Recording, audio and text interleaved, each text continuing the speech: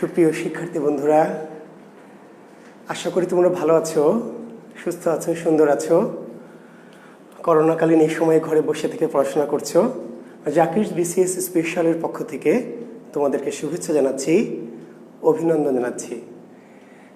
আমি Jewel Kibria sir, 27তম BCS শিক্ষা ক্যাডারের একজন কর্মকর্তা, সহকারী অধ্যাপক বাংলা এই পদে কর্মরত আছি। আর বিসিএস কিংবা জব প্রত্যাশী শিক্ষার্থীদের সাথে বাংলা বিষয় নিয়ে বা চাকরির বিষয় নিয়ে পরামর্শ দেই। তো সেই ধারাবাহিকতায় আজকেও আবার তোমাদের সামনে একটা উন্মুক্ত ক্লাসে হাজির হয়েছি। আশা করছি তোমরা আমার সাথে সবাই যুক্ত হয়ে পড়ছো। হাবিবুর রহমান, আসসালামু আলাইকুম। ওয়ালাইকুম আসসালাম হাবিবুর। নাসরিন, রোকেয়া, কেমন আছেন স্যার? হ্যাঁ, ভালো আছি। আশিস চন্দ্র মোদক, রুবাইয়া, রুবা, আসসালামু আলাইকুম স্যার। ওয়ালাইকুম আসসালাম। সুব্রতা সরকার, রাজ, লিঙ্কন, আদাব স্যার। আদাব। হাবিবুর রহমান, ভালো আছি বাবা। Ranju Ahmed, Rajun Ahmed, Zakir Hossain, good evening sir. হ্যাঁ, শুভ সন্ধ্যা। জুয়েল রানা মল্লিক, আসসালামু আলাইকুম স্যার। তো অনেক অসংখ্য শুভেচ্ছা আপনারা জানাচ্ছেন আমাকে। আমি সবার শুভেচ্ছার উত্তর একসাথে নিচ্ছি, কারণ এত হাজার হাজার নাম একসাথে পড়তে গেলে অনেক সময় চলে যাবে, তাই না? এটি যেহেতু উন্মুক্ত ক্লাস, তো কাজেই আমরা সবার পক্ষ থেকে আমি সালাম নিয়ে নিলাম। ওয়ালাইকুম আসসালাম ওয়া রাহমাতুল্লাহি ওয়া বারাকাতুহু। আমি ভালো আছি, সুস্থ আছি, সুন্দর আছি। আর আমার প্রাণ শিক্ষার্থীরা, তাদের সামনে যখন আমি আসি, তাদের সাথে কথা বলি, তখন আমি আরও ভালো থাকি, আমার মনটা আরও ভালো হয়ে যায়।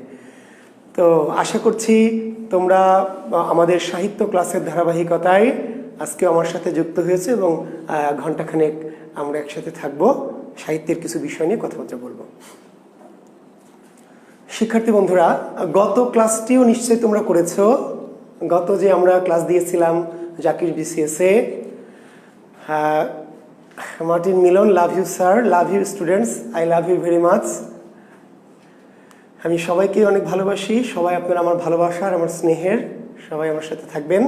জি, তো আমরা আজকে পড়াবো প্রাচীন যুগ। শিক্ষার্থী বন্ধুরা, আমরা গতদিন, মনে আছে আপনাদের, গতদিন আমরা বাংলা সাহিত্যের যুগ বিভাগ, বাংলা সাহিত্যের কি যুগ বিভাগ নিয়ে আলোচনা করেছিলাম।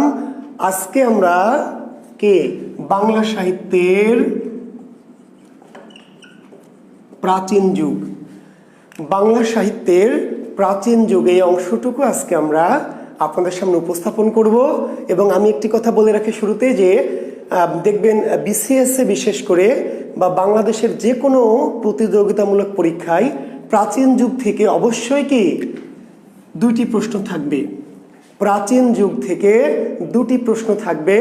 তো আমি আজকে যে ক্লাসটি নিব, সেই ক্লাসটি আপনারা ফলো করে রাখবেন এবং আমার বিশ্বাস যে বাংলাদেশে আপনি এখন থেকে যে কোনো পরীক্ষা অবতীর্ণ হলে প্রাচীন যুগ থেকে যে প্রশ্নটি আসবে আপনি নিশ্চিত কমন পাবেন। আমি এটা শুরুতেই বলে দিলাম, এটা পরীক্ষা দেওয়ার পর আমার সাথে মিলিয়ে নেবেন ইনশাল্লাহ। তো কথা না বাড়িয়ে আমরা ক্লাসে চলে যাই। হ্যাঁ, অনেক ভালোবাসা উড়াচ্ছেন আপনারা, অনেক লাইক দিচ্ছেন। এত ভালোবাসা যখন আপনারা উড়ান, তখন আমি খুবই মুগ্ধ হই, বিমোহিত হই, ক্লাসে অনুপ্রেরণা পাই। হ্যাঁ, ভালোবাসা উড়াতে থাকবেন। জি, অনেক অনেক ভালোবাসা উঠছে। জি, আপনাদের প্রতি আমার ভালোবাসা। জি, ধন্যবাদ।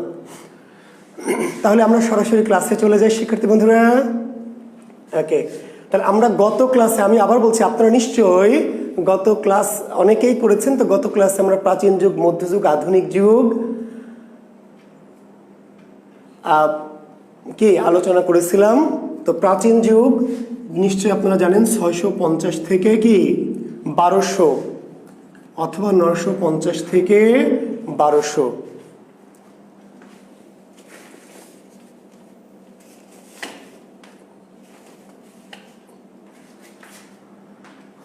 দেখেন তো কি আমরা বলেছিলাম না এই কথাটি, ডক্টর মোহাম্মদ শহীদুল্লাহ, মনে আছে তো? ডক্টর মোহাম্মদ শহীদুল্লাহর মতে বাংলা ভাষার প্রাচীন যুগ 650 থেকে 1200। আর ডক্টর সুনীতি কুমার, ডক্টর কি সুনীতি কুমার এর মতে বাংলা সাহিত্যের প্রাচীন যুগ হচ্ছে 950 থেকে 1200। ঠিক আছে, এখন আজকের মূল আলোচনায় আমি যেতে চাচ্ছি। আজকের যে মূল আলোচনা, আমার সাথে আপনারা থাকবেন নিশ্চয়ই। এই যে বাংলা সাহিত্যের প্রাচীন যুগ, এই প্রাচীন যুগে রচিত গ্রন্থের সংখ্যা কয়টি? বাংলা সাহিত্যের প্রাচীন যুগে রচিত গ্রন্থের সংখ্যা কয়টি? বাংলা সাহিত্যের প্রাচীন যুগে রচিত গ্রন্থের সংখ্যা 4টি। কয়টি? 4টি। বাংলা সাহিত্যের প্রাচীন যুগে অর্থাৎ 650 থেকে 1200 সালের মধ্যে রচিত গ্রন্থের সংখ্যা কয়টি? গ্রন্থের সংখ্যা হচ্ছে 4টি। গ্রন্থগুলো কি কি? গ্রন্থ 4টি হচ্ছে, একটু লিখে নেবেন। আচ্ছা, 4টি। আর যদি বলে প্রাচীন যুগে বাংলা ভাষায়, স্যার ক্লিয়ার ভালো দেখা যাচ্ছে না, দেখা যাচ্ছে না? দেখা বা শোনাতে কি কোনো সমস্যা হচ্ছে? ঠিকঠাক মতো দেখা বা শোনা যাচ্ছে কি?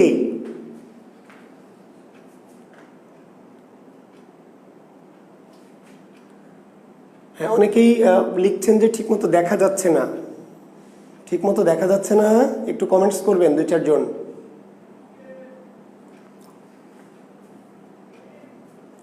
ওকে, ঠিক আছে, থ্যাংক ইউ। তাহলে বাংলা সাহিত্যের প্রাচীন যুগে রচিত গ্রন্থের সংখ্যা কয়টি? রচিত গ্রন্থের সংখ্যা হচ্ছে 4টি। আচ্ছা, এখন যদি বলে প্রাচীন যুগে বাংলা ভাষায় রচিত গ্রন্থ কয়টি?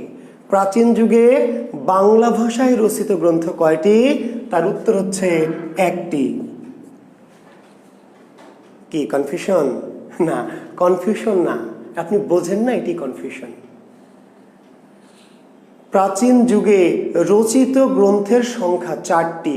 রচিত গ্রন্থের সংখ্যা কয়টি? 4টি। কিন্তু প্রাচীন যুগে বাংলা ভাষায় রচিত গ্রন্থ কয়টি? বাংলা ভাষায় রচিত গ্রন্থ 1টি। এখন এই জিনিসটা অনেকে বোঝে না, বা অনেকে বোঝে না বলেই কিন্তু ওই যে কনফিউশন তৈরি হয়। আসলে কনফিউশন না, প্রশ্নটি যদি 2 রকম হয় তাহলে উত্তরটি 2 রকম হবেই। একটি প্রশ্ন হলো প্রাচীন যুগে রচিত গ্রন্থ 4টি, কিন্তু 4টি বাংলায় রচিত না, বাংলায় রচিত হচ্ছে 1টি। বাংলায় রচিত কোনটি? চর্যাপদ। বাংলায় রচিত গ্রন্থ হচ্ছে প্রাচীন যুগে চর্যাপদ, কিন্তু এর বাইরে আরো 3টি গ্রন্থ রচিত হয়েছে আরো 3টি, মানে মোট 4টি, কিন্তু সেগুলো বাংলায় না। কোন ভাষা? অপভ্রংশ বা বঙ্গকামরূপী। জি, সেই গ্রন্থগুলো কি কি? একটি হলো ডাকার নব, একটি হলো সরহপাদের দোহা,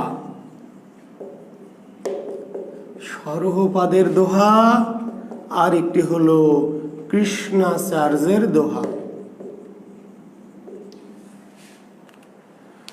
তো শিক্ষার্থী বন্ধুরা, তাহলে গ্রন্থ প্রাচীন যুগে রচিত গ্রন্থের সংখ্যা 4টি। প্রাচীন যুগে বাংলা সাহিত্যেরই প্রাচীন যুগে রচিত গ্রন্থের সংখ্যা 4টি, কিন্তু সেগুলি বাংলায় সবগুলিই নয়।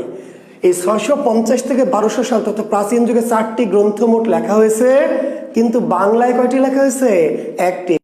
তাহলে প্রাচীন যুগে বাংলায় রচিত গ্রন্থ হচ্ছে 1টি, চর্যাপদ। কিন্তু প্রাচীন যুগে রচিত গ্রন্থ কয়টি? তার উত্তর 4টি। কি কি? ডাকার নব, সরহপাদের দোহা, কৃষ্ণাচার্যের দোহা এবং কি? চর্যাপদ। তাহলে বাংলা সাহিত্যের প্রাচীন যুগের একমাত্র নিদর্শন কি?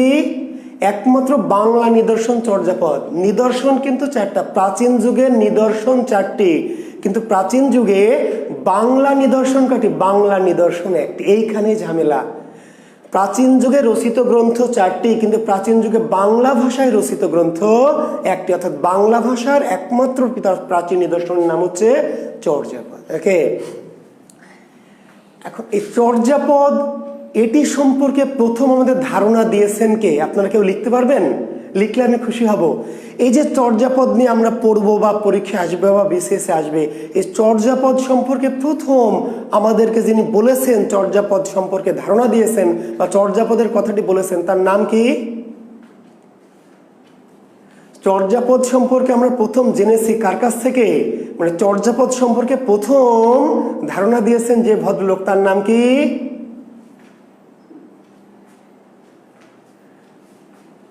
রাজেন্দ্রলাল মিত্র। রাজেন্দ্রলাল মিত্র, জি, রাজেন্দ্রলাল মিত্র। বাকি 3টি কোনো কোনো গবেষকের মতে বঙ্গকামরূপী, আর কোনো কোনো গবেষকের মতে অপভ্রংশ। বাংলার অপভ্রংশ থাকলে অপভ্রংশ দিবেন, অপভ্রংশ ভাষায় রচিত, অথবা বঙ্গকামরূপী দেওয়া যাবে, তবে বেশিরভাগের মতো অপভ্রংশ ভাষায়। জি না, হরপ্রসাদ না, ভুল, আপনাদের উত্তর ভুল। চর্যাপদ সম্পর্কে প্রথম যিনি আমাদেরকে জানিয়েছেন, হ্যাঁ, নির্ঝর তমালিকা, থ্যাংক ইউ, তিনি হচ্ছেন রাজা রাজেন্দ্র লাল মিত্র। রাজেন্দ্র লাল মিত্র, বা কোনো বই লেখা আছে রাজেন্দ্র লালা মিত্র। তাহলে এই যে চর্যাপদ নিয়ে যে আমরা পড়াশোনা করবো, হরপ্রসাদ শাস্ত্রী, ভুল উত্তর, ভুল উত্তর, জি, হরপ্রসাদ শাস্ত্রী নয়। তাহলে চর্যাপদ সম্পর্কে প্রথম যিনি আমাদেরকে জানিয়েছেন সেই ভদ্রলোকের নাম হচ্ছে রাজেন্দ্রলাল মিত্র। এই ভদ্রলোক ছিলেন বৌদ্ধ গবেষক। কি ছিলেন তিনি? বৌদ্ধ ধর্মের গবেষক। এশিয়াটিক সোসাইটি থেকে তিনি প্রাচীন ভারতবর্ষে বৌদ্ধ ধর্মের রচিত গ্রন্থের উপর গবেষণা করছিলেন। সেই গবেষণা গ্রন্থটির নাম কি? Buddhist Sanskrit literature in Nepal. জি, গ্রন্থটির নাম হলো, যে গ্রন্থটিতে তাহলে চর্যাপদ সম্পর্কে প্রথম জানা যায় কোন গ্রন্থে, বা চর্যাপদের উল্লেখ করা হয় প্রথম কোন গ্রন্থে, গ্রন্থটির নাম BUDDHIST, বুদ্ধিস্ট সংস্কৃত,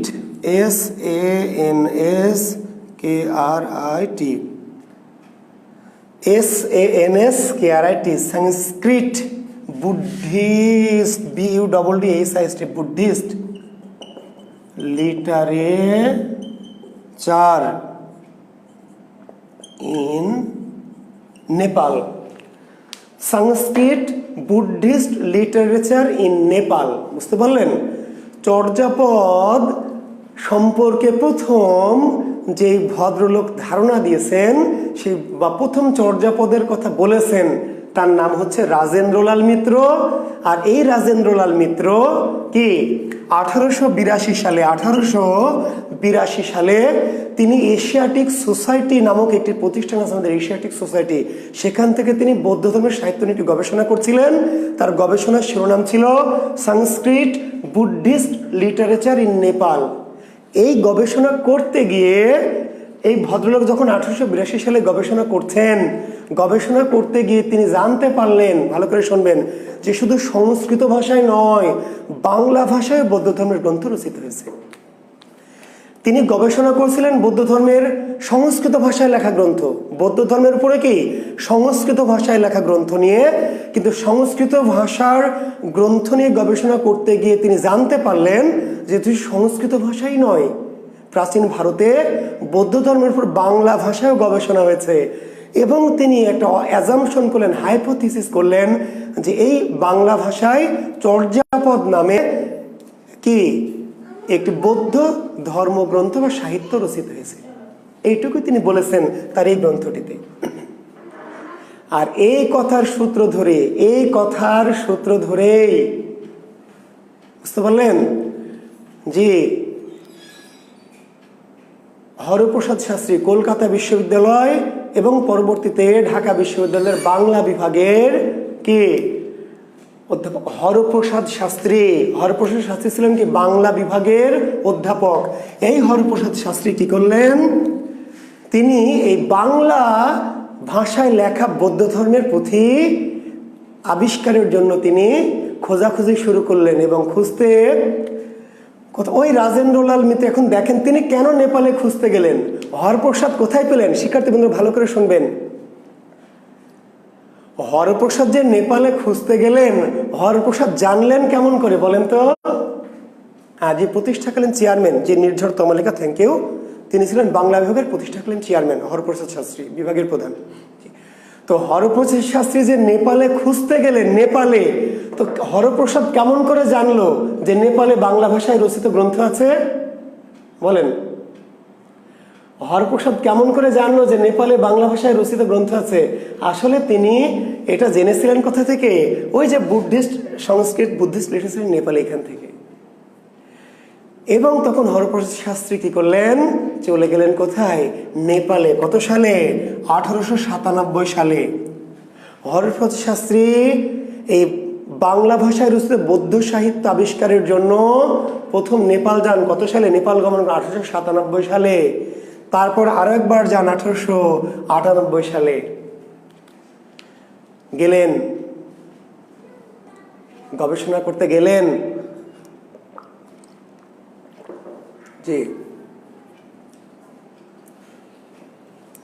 কিন্তু খুঁজে পেলেন না, কারণ তিনি তো নিশ্চিত ছিলেন না যে আসলে আছেই কিনা, আর থাকলে কোথায় আছে। রাজেন্দ্রলাল অনুমান করেছিলেন যে এটা নেপালে থাকতে পারে। কেন নেপালে থাকতে পারে? কারণ ওই যে বক্তিয়ার খিলজি, আমরা গতদিন অন্ধকার যুগের ক্ষেত্রে বলছি, বক্তিয়ার খিলজি যখন এদেশে এলেন ভারতবর্ষে, তখন বৌদ্ধ সিদ্ধাচার্যরা কোথায় থাকতেন জানেন? বৌদ্ধ সিদ্ধাচার্য, আমি আজকে নিয়ে কথা বলবো এখন একটু পরেই চর্যাপদ নিয়ে। বৌদ্ধ সিদ্ধাচার্যরা কি করলেন? জীবনের ভয়ে কি করলেন? তারা এখান থেকে চলে গেলেন। কোথায় গেলেন? নেপালে। কেন নেপালে গেলেন? নেপালে গেলেন এই জন্য যে নেপাল ছিল বৌদ্ধ ধর্মের দেশ। গৌতম বুদ্ধের জন্মস্থান কোথায়? নেপাল। গৌতম বুদ্ধের জন্মস্থান নেপালের লুম্বিনী।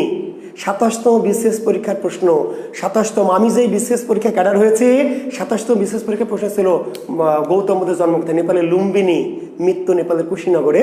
তো এই যে এটি ছিল বৌদ্ধ ধর্মের দেশ নেপাল। তাহলে চর্যাপদের যারা রচয়িতা রাজেন্দ্রলাল মিত্র কিন্তু অনুমান করলেন, অনুমান, হাইপোথিসিস, অনুমান, ধারণা করলেন যে হয়তোবা এটা কোথায় থাকতে পারে? নেপালে। কেন? অর্থাৎ বৌদ্ধ সিদ্ধাচার্যরা 1904 সালের পরে নেপালে চলে গেছিলেন। এই কথার সূত্র ধরে হরপ্রসাদ শাস্ত্রী চর্যাপদ খোঁজার জন্য প্রথমে নেপাল যান কত সালে? 1897 সালে। তাহলে হরপ্রসাদ প্রথম নেপাল যান কত সালে? 1897 সালে। তারপর দ্বিতীয় তিনি খুঁজে পাননি, খুঁজলেন বাংলা ভাষায় রচিত বৌদ্ধ সাহিত্য, খুঁজে পেলেন না। পরের বছর 1898 সালে আবার গেলেন, তাও পেলেন না।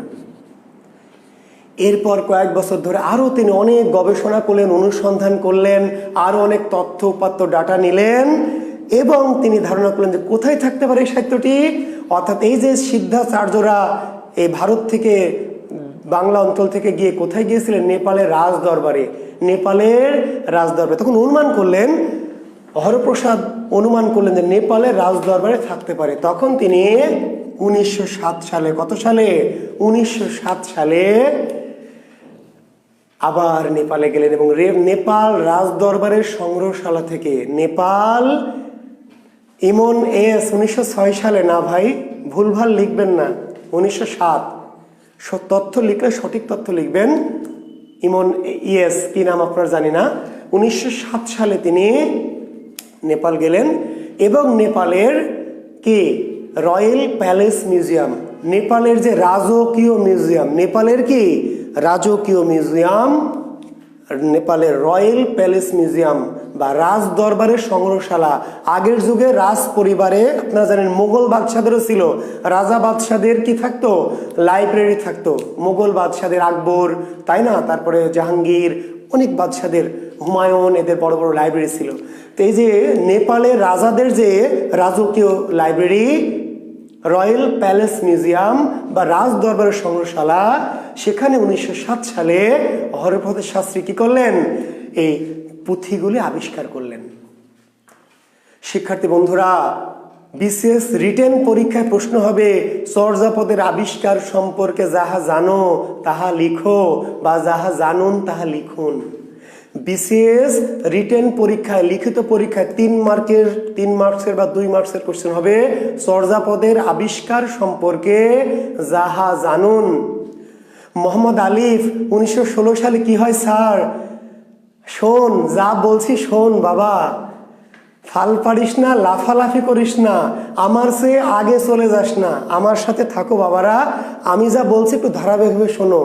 1916 সালে কি হয়েছিল, 23 সালে কি হয়েছিল, সবই বলবে, একটু সময় দাও, একটু ধৈর্য ধরে ওয়েট করো, প্রশ্ন করে জানতে হবে না, আমি সবই জানাবো, একটু অপেক্ষা করে ধৈর্য ধরো। হ্যাঁ, তো তাহলে চর্যাপদের আবিষ্কার সম্পর্কে যাহা জানুন লিখুন, এই প্রশ্ন যখন করবে তখন এই যে কথাগুলি বলতে হবে। আর প্রিলিমিনারিতে আসবে হরপ্রসাদ কতবার নেপাল গমন করেন? হরপ্রসাদ শাস্ত্রী চর্যাপদ আবিষ্কারের উদ্দেশ্যে কতবার নেপাল গমন করেন? উত্তর দিতে 3 বার। প্রথম কত সালে নেপাল যান? 1897। তারপর কত সালে নেপাল যান? 1898। কত সালে আবিষ্কার করেন? 1907। কোথা থেকে আবিষ্কার করেন? রাজদরবারের সংগ্রহশালা থেকে। ওকে, আচ্ছা, এখন তিনি এটি সংগ্রহ করলেন। এখন প্রশ্ন হলো, তাহলে বিশেষ পরীক্ষার প্রশ্ন, চর্যাপদ কোথায় রচিত হয়? চর্যাপদ কোথায় রচিত হয় লেখেন। আমি যা বলছি তাই আমার সাথে সাথে বলেন, বাইরে চলে যান, আমি প্রত্যেকটা জিনিসই পড়াবো। জি বলেন তো, কোথায় রচিত হয়? চর্যাপদ কোথায় রচিত হয়? কে বলবেন? চর্যাপদ কোথায় রচিত হয়?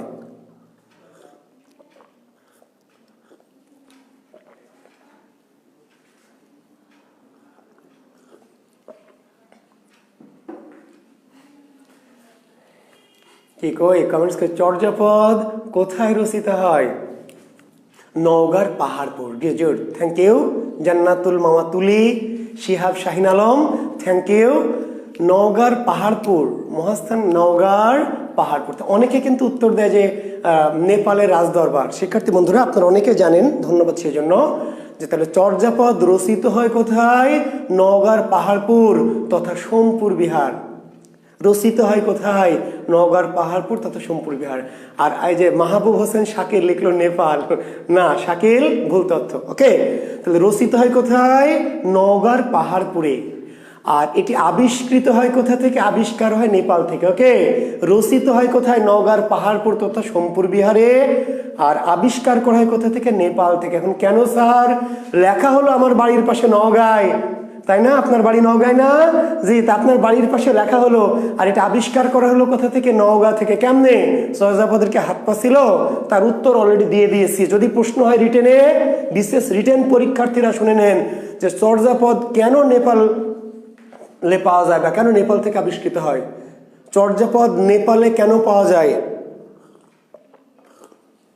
তাহলে লেখা হলো নওগাঁর পাহাড়পুরে, কিন্তু পাওয়া গেল নেপালে কেন? ওই যে আবার ওই একই কথা, অর্থাৎ কি মুসলিম শাসনের ভয়ে ভীত হয়ে, ঠিক আছে, বৌদ্ধ সিদ্ধাচার্যরা কি করলেন? তারা বৌদ্ধ ধর্মের দেশ নেপালে চলে গেছিলেন তাদের সাহিত্য এবং ধর্মকে রক্ষা করার জন্য।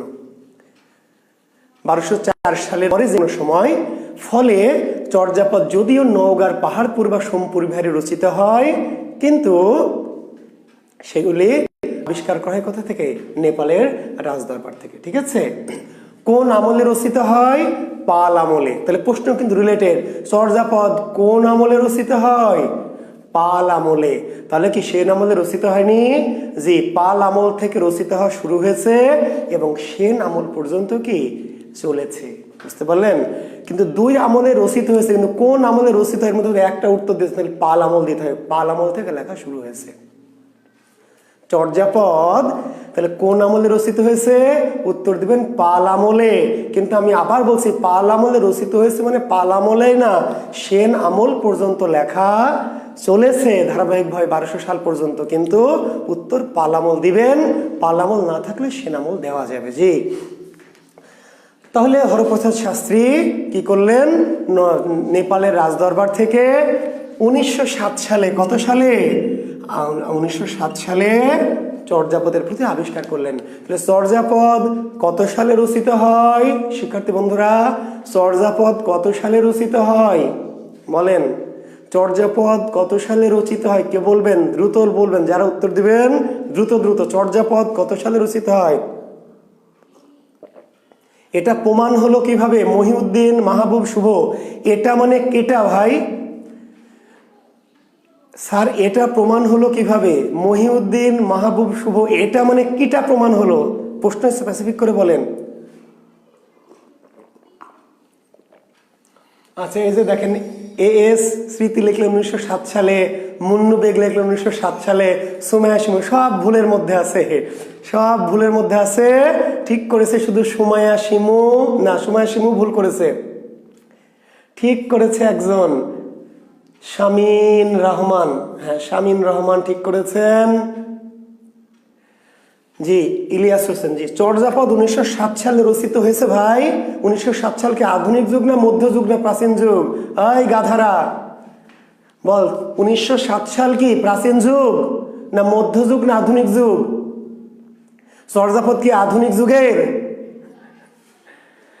কাজেই প্যারাসিটামল 3 বেলা হবে না, যাই উত্তর দিক প্যারাসিটামল 3 বেলা, এইভাবে কাম হবে না। তাহলে চর্যাপদ 1907 সালে যদি রচিত হতো তাহলে চর্যাপদ কি আধুনিক যুগের? 1907 সালে আধুনিক। তাহলে চর্যাপদ 1907 সালে আবিষ্কার করা হয়। আমি কি আবিষ্কার জিজ্ঞেস করেছি? হ্যাঁ বাবারা, তাহলে প্রশ্ন বুঝতে হবে। প্রশ্ন বোঝেন না, উত্তর কেমনে বুঝবেন? একজন আবার লিখলো ইসারুল ইসলাম, আরো পণ্ডিত, 1916 সালে। ইসারুল পণ্ডিত লিখেছে ইসারুল 1916 সালে। 1916 সাল কি প্রাচীন যুগ, তাই না ইসারুল? 1916 সাল কি প্রাচীন যুগ? তাহলে বাবারা চর্যাপদ 1907 সালে আবিষ্কৃত হয়েছে। 1907 সালে কি আবিষ্কৃত হয়েছে। রচিত হয়েছে কত সালে? রচিত হয়েছে 650 থেকে 1200 সাল, নির্দিষ্ট 1-2 সালে না, অনেক বছর ধরে। 650 থেকে 1200 সাল, তথা প্রাচীন যুগে। তথা কি যুগে? প্রাচীন। তাহলে চর্যাপদ রচিত হয়েছে কখন? উত্তর দিবেন 650 থেকে 1200 সাল, তথা প্রাচীন যুগে। আর আবিষ্কার করা হয়েছে 1907 সালে। ভাই আবিষ্কার, চর্যাপদ আবিষ্কার করা হয়েছে 1907 সালে। ক্লিয়ার? জি।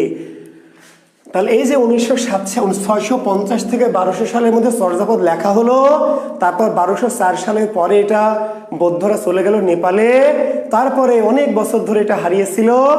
এরপরে রাজেন্দ্রলাল মিত্রের সূত্র ধরে হরপ্রসাদ শাস্ত্রী মহাশয় 1907 সালে এটা আবিষ্কার করলো, করে এটা 1916 সালে বই আকারে, পুস্তক আকারে প্রকাশ করলো। জি।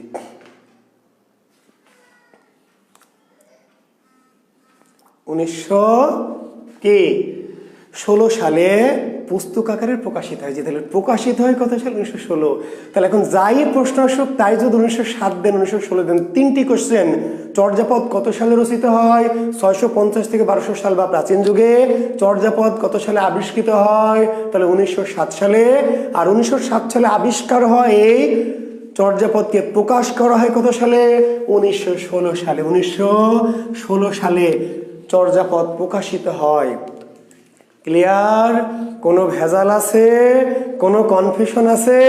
পরিবেশটা সুন্দর না? চা খাবেন? ঢেলে দিব? ঠিক আছে।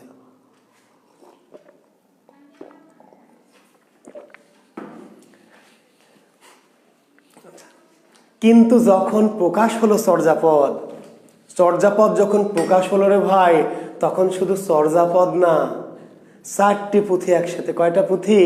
4টা। কি কি? ওই যে ডাকার নব। চর্যাপদই শুধু প্রকাশিত হয়নি, চর্যাপদই না রে বাবা, প্রথম প্রকাশিত হয়েছে কি কি? ডাকার নব, তারপরে যে সরহপাদের দোহা, কৃষ্ণাচার্যের এবং চর্যাপদ। এই 4টি পুঁথি ভালো করে শুনবেন। আমার ক্লাস মনোযোগ দিবেন, ক্লাস শুধু মাথায় নিবেন না, হৃদয় নিবেন, হৃদয় হার্টে নিবেন, অনুভব করবেন, দেখবেন ইনশাল্লাহ সব পরিষ্কার হয়ে যাবে। চর্যাপদই কিন্তু প্রথম প্রকাশিত হলো না। হরপ্রসাদ শাস্ত্রী যখন প্রথম বের করলেন, 1916 সালে প্রকাশ করলেন, তখন 4টা পুঁথি একসাথে। কি কি পুঁথি? ডাকার নব, সরহপাদের দোহা, কৃষ্ণাচার্যের দোহা এবং চর্যাপদ। এই 4টা পুঁথিকে একই সাথে প্রকাশ করলেন এবং গ্রন্থটার নাম দিলেন কি? বিসিএস পরীক্ষার প্রশ্ন হবে, প্রিলিমিনারিতে, অন্যান্য জবের পরীক্ষায়। চর্যাপদ প্রথম কি নামে প্রকাশিত হয়েছিল? প্রথম প্রকাশকালে চর্যাপদের কি নাম ছিল? প্রথম প্রকাশকালে চর্যাপদের কি নাম ছিল? বা চর্যাপদ প্রথমে কি নামে প্রকাশিত হয়েছিল? খুব ছোট্ট একটি নাম। চর্যাপদ যখন 1916 সালে প্রথম প্রকাশিত হয়, তখন কি নাম ছিল? নাম ছিল হলো হাজার, খুব ছোট্ট একটি নাম, খুব ছোট্ট, 1000 বছরের পুরাণ বাংলা ভাষায়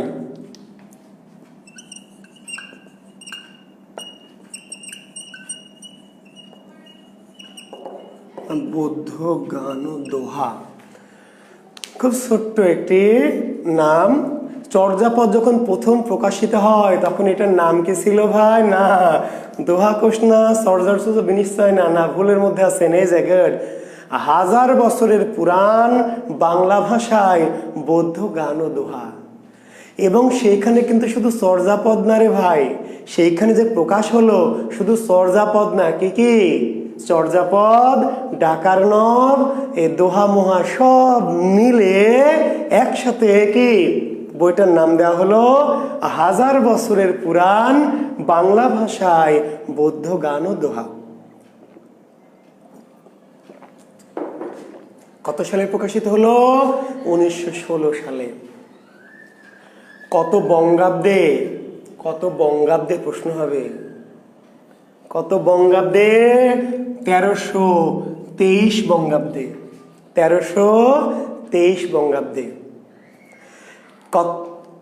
কত সাল? উত্তর দিচ্ছেন 1916। গুড। কিন্তু আপনাকে বিপদে ফেলে, পরীক্ষকের কাজ কি? আপনাকে কনফিউজ করা, আপনাকে বিপাকে ফেলা, আপনাকে আটকানো। কত বঙ্গাব্দে? তাহলে উত্তর তখন দিতে হবে 1323 বঙ্গাব্দে। ওকে, তাহলে 1323 বঙ্গাব্দে বা 1916 সালে চর্যাপদ সহ আরো এই পুঁথিগুলো একসাথে বই আকারে প্রকাশিত হলো। বইটার নাম দেওয়া হলো 1000 বছর পুরাণ বাংলা ভাষায় রচিত বৌদ্ধ গান ও দোহা। কোথা থেকে প্রকাশিত হলো সবাই জানেন। কোথা থেকে? বঙ্গীয় সাহিত্য পরিষদ। এখন যেমন আমাদের বাংলা একাডেমি, এখন যেমন আমাদের দেশে বাংলা একাডেমি, সে সময় ছিল কি বঙ্গীয় সাহিত্য পরিষদ। বঙ্গীয় সাহিত্য পরিষদ, জি,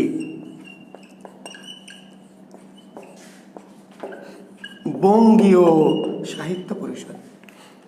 তাহলে কোথা থেকে প্রকাশিত হয়? কোথা থেকে? বঙ্গীয় সাহিত্য পরিষদ থেকে। কত সালে? 1916 সাল। কত বঙ্গাব্দে? 1323 বঙ্গাব্দ। ক্লিয়ার? আচ্ছা, চর্যাপদের আবিষ্কারকের নাম কি? হরপ্রসাদ শাস্ত্রী।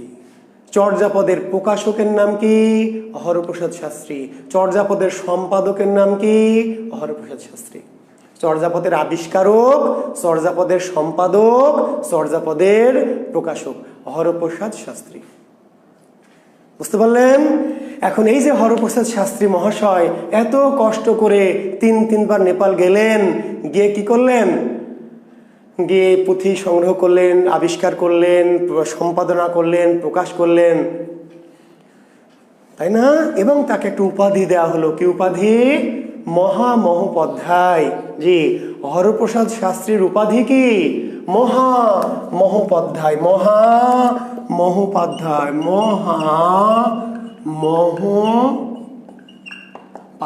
মহামহোপাধ্যায়। হরপ্রসাদ শাস্ত্রীর উপাধি কি? মহামহোপাধ্যায়। এখন কেউ যদি বলেন স্যার মহামহোপাধ্যায় এ আবার কি জিনিস? উপাধ্যায় মানে অধ্যাপক।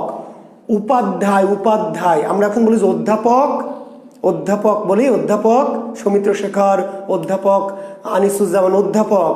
এই উপাধ্যায় মানে অধ্যাপক। আর এই ভদ্রলোককে উপাধ্যায় মানে অধ্যাপকদের অধ্যাপক। বুঝেন? আমি আপনাদের অধ্যাপক, আমি আপনাদের অধ্যাপক। আমার আবার অধ্যাপক আছে ডক্টর অনিক মাহমুদ, প্রফেসর ডক্টর অনিক মাহমুদ আমার অধ্যাপক। আমি হচ্ছে আপনাদের অধ্যাপক, আর আমার যে অধ্যাপক তার মানে তিনি হলো আপনাদের অধ্যাপকদের অধ্যাপক। বোঝা গেছে? তার মানে হরপ্রসাদ শাস্ত্রীর উপাধি কি? মহামহোপাধ্যায় মানে উপাধ্যায়দের আবার উপাধ্যায়। উপাধ্যায়দেরও কি অনেক বড় বিশাল উপাধ্যায়। Professor of professors, professor of professor. জি, এশিয়াটিক সোসাইটি এই উপাধিটা দেয়। Thank you. এই উপাধিটা কে দেয় তাকে? Asiatic society. জি, এশিয়াটিক সোসাইটি থেকে এই উপাধিটা তাকে দেওয়া হয়, এই যে তিনি গবেষণা করছেন সেই জন্য। তাহলে মহামহোপাধ্যায় কার উপাধি? হরপ্রসাদ শাস্ত্রী। হরপ্রসাদ শাস্ত্রীর উপাধি কি? মহামহোপাধ্যায়। ওকে, এখন এই যে বইটা প্রকাশ হয়ে গেল বঙ্গীয় সাহিত্য পরিষদ থেকে, চর্যাপদের আবিষ্কারক, প্রকাশক, সম্পাদক হরপ্রসাদ শাস্ত্রী। আর কোথা থেকে প্রকাশিত হয়, কোন প্রতিষ্ঠান থেকে? তার উত্তর দিলেন বঙ্গীয় সাহিত্য পরিষদ। ঠিক আছে, বঙ্গীয় সাহিত্য পরিষদ। এইবার ভালো করে মনোযোগ দেন, অতি অতি মনোযোগ দেন, গভীর মনোযোগ দেন, যা বলছি শোনেন। বইটা তো বের হয়ে গেল 1916 সালে, কিন্তু চর্যাপদের ভাষা যে বাংলা তা কত সালে প্রমাণিত হয় বলেন? চর্যাপদের ভাষা যে বাংলা, প্রিলিমিনারির পরীক্ষার্থীদের জন্য প্রশ্ন, বিসিএস প্রিলিমিনারি 43 যারা দিবেন তাদের জন্য প্রশ্ন। চর্যাপদের ভাষা যে বাংলা তা কত সালে প্রমাণিত হয় বলেন? চর্যাপদের ভাষা যে বাংলা তা কত সালে প্রমাণিত হয়?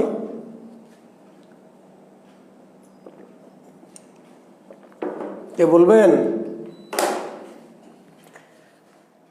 1926 সালে। Thank you. 1926 সালে। খুবই মজার একটি কথা বলবো, খুবই মজার এবং খুবই গুরুত্বপূর্ণ। আমি এখন যেই তথ্যটি দিব এটি খুবই মজার শুধু না, অতি অতি গুরুত্বপূর্ণ তথ্য। ভালো করে শুনবেন। চর্যাপদ কি আমরা হরপ্রসাদ শাস্ত্রী কি করলেন? হরপ্রসাদ শাস্ত্রী এই যে বইগুলিকে বাংলা বলেই কিন্তু গ্রন্থাকার লিপিবদ্ধ। উনি যে নেপাল থেকে এত কষ্ট করে নিয়ে এলেন, এটা কি বাংলা বলে নিয়ে এলেন না, যে বাংলা ভাষার পুঁথি বলে নিয়ে এলেন, এবং বাংলা ভাষার পুঁথি বলে তিনি এইটাকে প্রকাশ করলেন। কিন্তু 1916 সালে চর্যাপদ প্রকাশের পর থেকে ভারতের সকল ভাষাভাষীর মাঝে একটা কাড়াকাড়ি টানাটানি শুরু হয়ে গেল। ভারতের অন্য ভাষার ভাষাবিদ, যেমন হিন্দি ভাষার ভাষাবিদ রাহুল সাংকিত্তায়ন, হিন্দি ভাষার বড় ভাষাবিদ আমাদের যেমন ডক্টর শহীদুল্লাহ, হিন্দি ভাষার রাহুল সাংকিত্তায়ন বলছেন যে আরে চর্যাপদ তো বাংলার না, হরপ্রসাদ করেছে কি?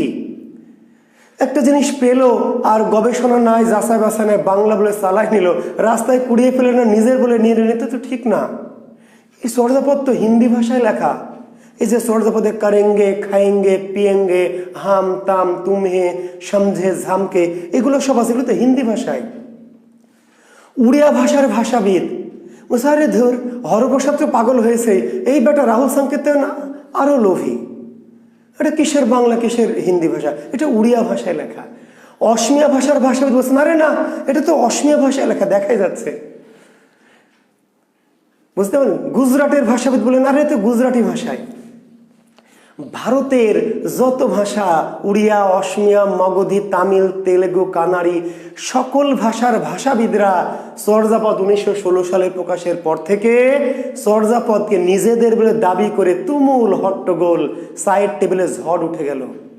সাইড টেবিল বলতে বোঝাচ্ছে ভাষাবিদদের গবেষণার মধ্যে ঝড় উঠে গেল, ঝড়।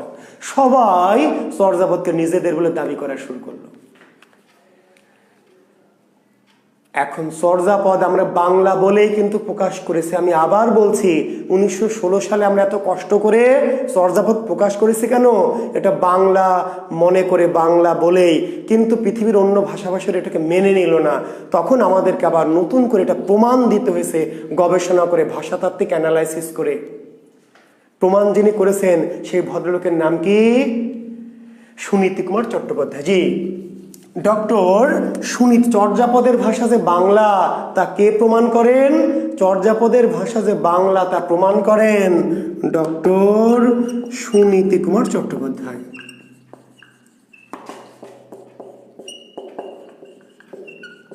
কত সালে সেটা আপনার আগেই বলেছেন, 1926 সালে। তাহলে 1916 সালে আমরা প্রকাশ করলাম, কিন্তু আমাদের নতুন করে প্রমাণ দিতে হলো যে না, চর্যাপদের ভাষা বাংলা। তাহলে প্রমাণটা কত সালে করতে পারলাম আমরা?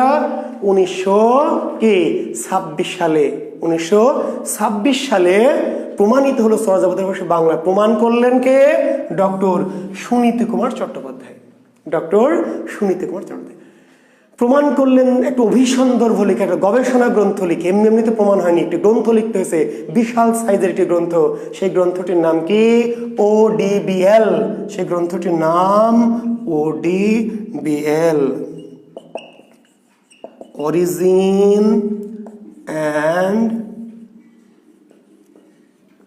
ডেভেলপমেন্ট, দেখতে পাচ্ছেন কি নিচে, অফ দা বেঙ্গালি ল্যাঙ্গুয়েজ। বিশেষ রিটেন পরীক্ষা আসবে ODBL এর পূর্ণরূপ কি? ODBL এর পূর্ণরূপ কি? ODBL, এই গ্রন্থটিকে বলা হয় ODBL, কিন্তু ODBL এর পূর্ণরূপ origin and development of the Bengali language. তাহলে ODBL রচয়িতাকে সুনীতি কুমার। সুনীতি কুমার রচিত গ্রন্থের নাম কি? ODBL। বাংলা ভাষার প্রথম ভাষাতাত্ত্বিক গ্রন্থের নাম কি? বাংলা ভাষার প্রথম ভাষাতাত্ত্বিক গ্রন্থ কোনটি? ODBL। চর্যাপদের প্রথম ভাষাতাত্ত্বিক আলোচনা হয়েছে কোন গ্রন্থে? চর্যাপদের প্রথম ভাষাতাত্ত্বিক আলোচনা বা ছন্দগত আলোচনা হয়েছে কোন গ্রন্থে? সেই গ্রন্থটির নাম হচ্ছে ODBL। বাংলা ভাষার খুবই দামি গ্রন্থ, বাংলা ভাষার গবেষণার ক্ষেত্রে খুবই দামি একটি গ্রন্থের নাম ODBL। তাহলে কথা পরিষ্কার, আমি আরেকবার রিপিট করছি, ভালো করে শোনেন। তাহলে চর্যাপদের ভাষা যে বাংলা তা কত সালে প্রমাণ করা হলো? 1926 সালে, 10 বছর পরে। প্রকাশের 10 বছর, প্রকাশ থেকে কি 10 বছর, 1926 সালে কি প্রমাণ করলেন? ডক্টর সুনীতি কুমার। ODBL এর কোন গ্রন্থে? ODBL কত সালে প্রকাশিত হয়? 1926। ODBL এর পূর্ণরূপ কি? Origin and development of the Bangla language. রচয়িতাকে সুনীতি কুমার। বাংলা ভাষার প্রথম ভাষাতাত্ত্বিক গ্রন্থের নাম কি? ODBL। চর্যাপদের প্রথম আলোচনা হয়েছে কোন গ্রন্থে? ODBL। চর্যাপদের ছন্দ বা ভাষাতত্ত্ব নিয়ে প্রথম আলোচনা গ্রন্থের নাম কি? ODBL। মানে চর্যাপদ নিয়ে প্রথম যে গুরুত্বপূর্ণ আলোচনা গ্রন্থ সেটির নাম হচ্ছে ODBL। এটি হচ্ছে ডক্টর সুনীতি কুমারের কি PhD অভিসন্দর্ভ গবেষণা গ্রন্থ।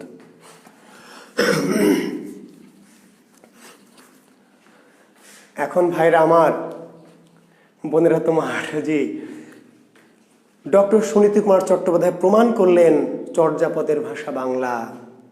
কিন্তু আছে একটা কিন্তু, আরো যে সমস্ত গ্রন্থগুলি ছিল, ওই যে ডাকার্ণব, ওই যে দোহাকোষ, ওইগুলি বাংলা বলে প্রমাণ করা গেল না।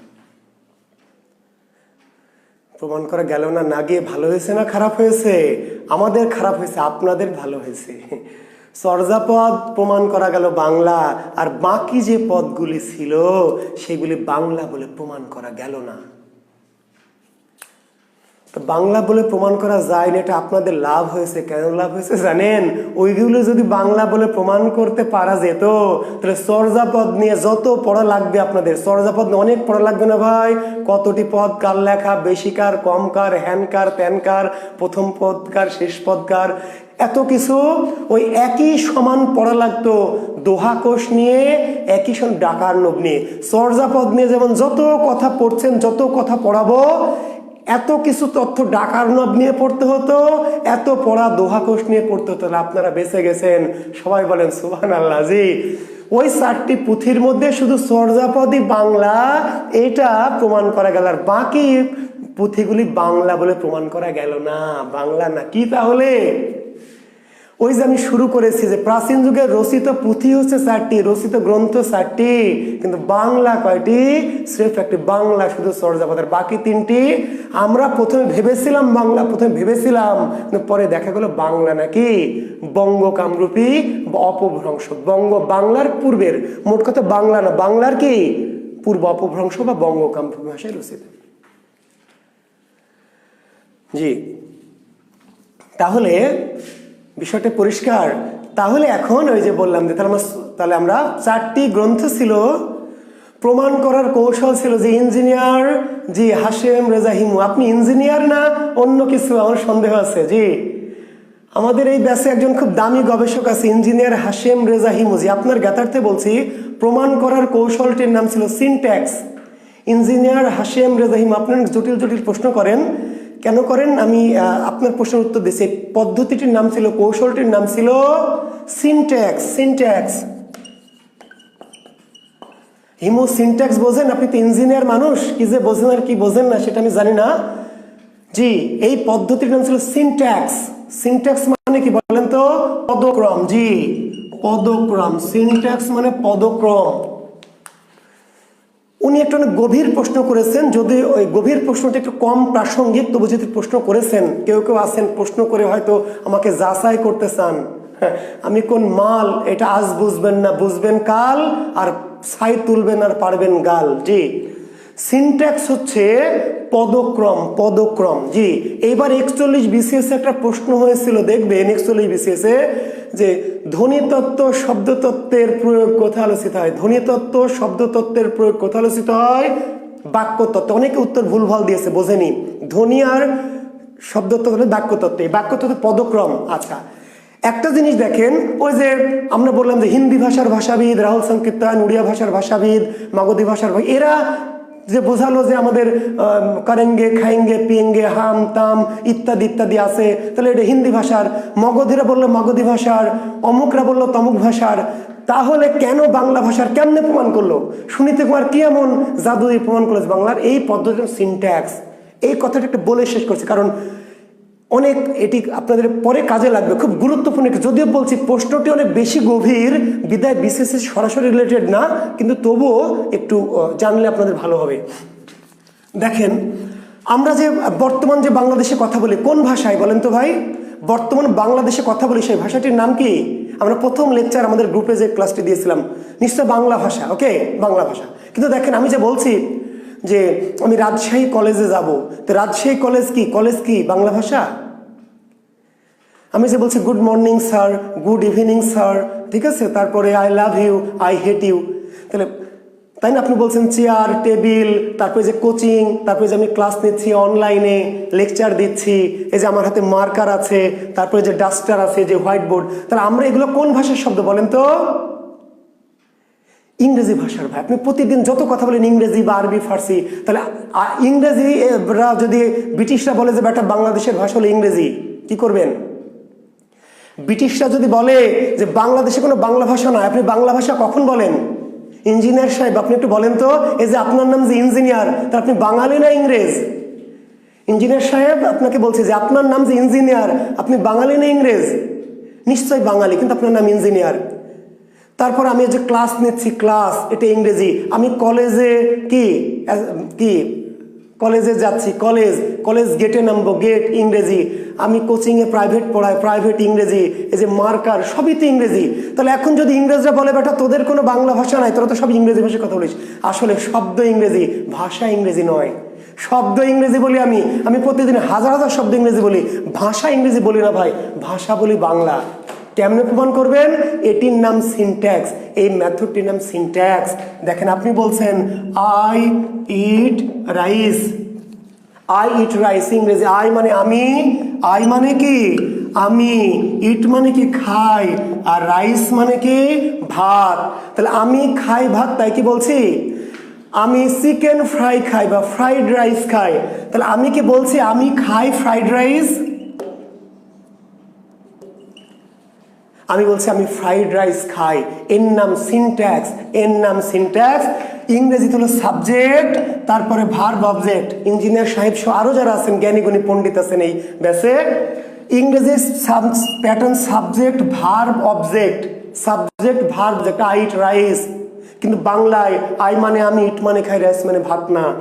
আমি ফ্রাইড রাইস বা ভাত বা চিকেন ফ্রাই বা স্যুপকে খাই, ক্রিয়া শেষ। এই স্ট্রাকচারটির নাম হচ্ছে সিনট্যাক্স। আমি পৃথিবীর যে ভাষা ইচ্ছে সেই ভাষার শব্দ বলবো, কিন্তু আমার ভাষার কাঠামোটা কি? কাঠামোটা হচ্ছে বাংলা, কাঠামোটা বাংলা। বুঝেন? আমি যে প্যান্ট পরেছি, শার্ট পরেছি, টাই পরবো, তাই না? তারপরে এখানে একটু সিপ রাখবো, এদিকে আমি সিপ লম্বা করে দিব, ইয়ো ইয়ো কিডস এরকম করে চুলগুলো খাড়া করে দেবো। আমি কি তাহলে আমেরিকান হব না, রাশিয়ান হব না, ইতালিয়ান হব? আমি বাইরে যত স্টাইল মারি, আমার যে কাঠামোটা ভেতো বাঙালি। তার মানে চর্যাপদে উড়িয়া ভাষা ছিল, হিন্দি ছিল, মাগধী ছিল, কানাড়ি ছিল, সব ভাষাই ছিল, কিন্তু ভাষার কাঠামোটা, স্ট্রাকচারটা কি? বাংলা, বাংলা। এখনো আমরা যে কথা বলি, ম্যাক্সিমাম বেশিরভাগ শব্দ ইংরেজি অথবা আরবি অথবা ফার্সি অথবা পর্তুগিজ অথবা তুর্কি ইত্যাদি, কিন্তু ভাষাটা কি তাহলে ইংরেজি? বা ভাষাটা হচ্ছে কি বাংলা। কারণ কি?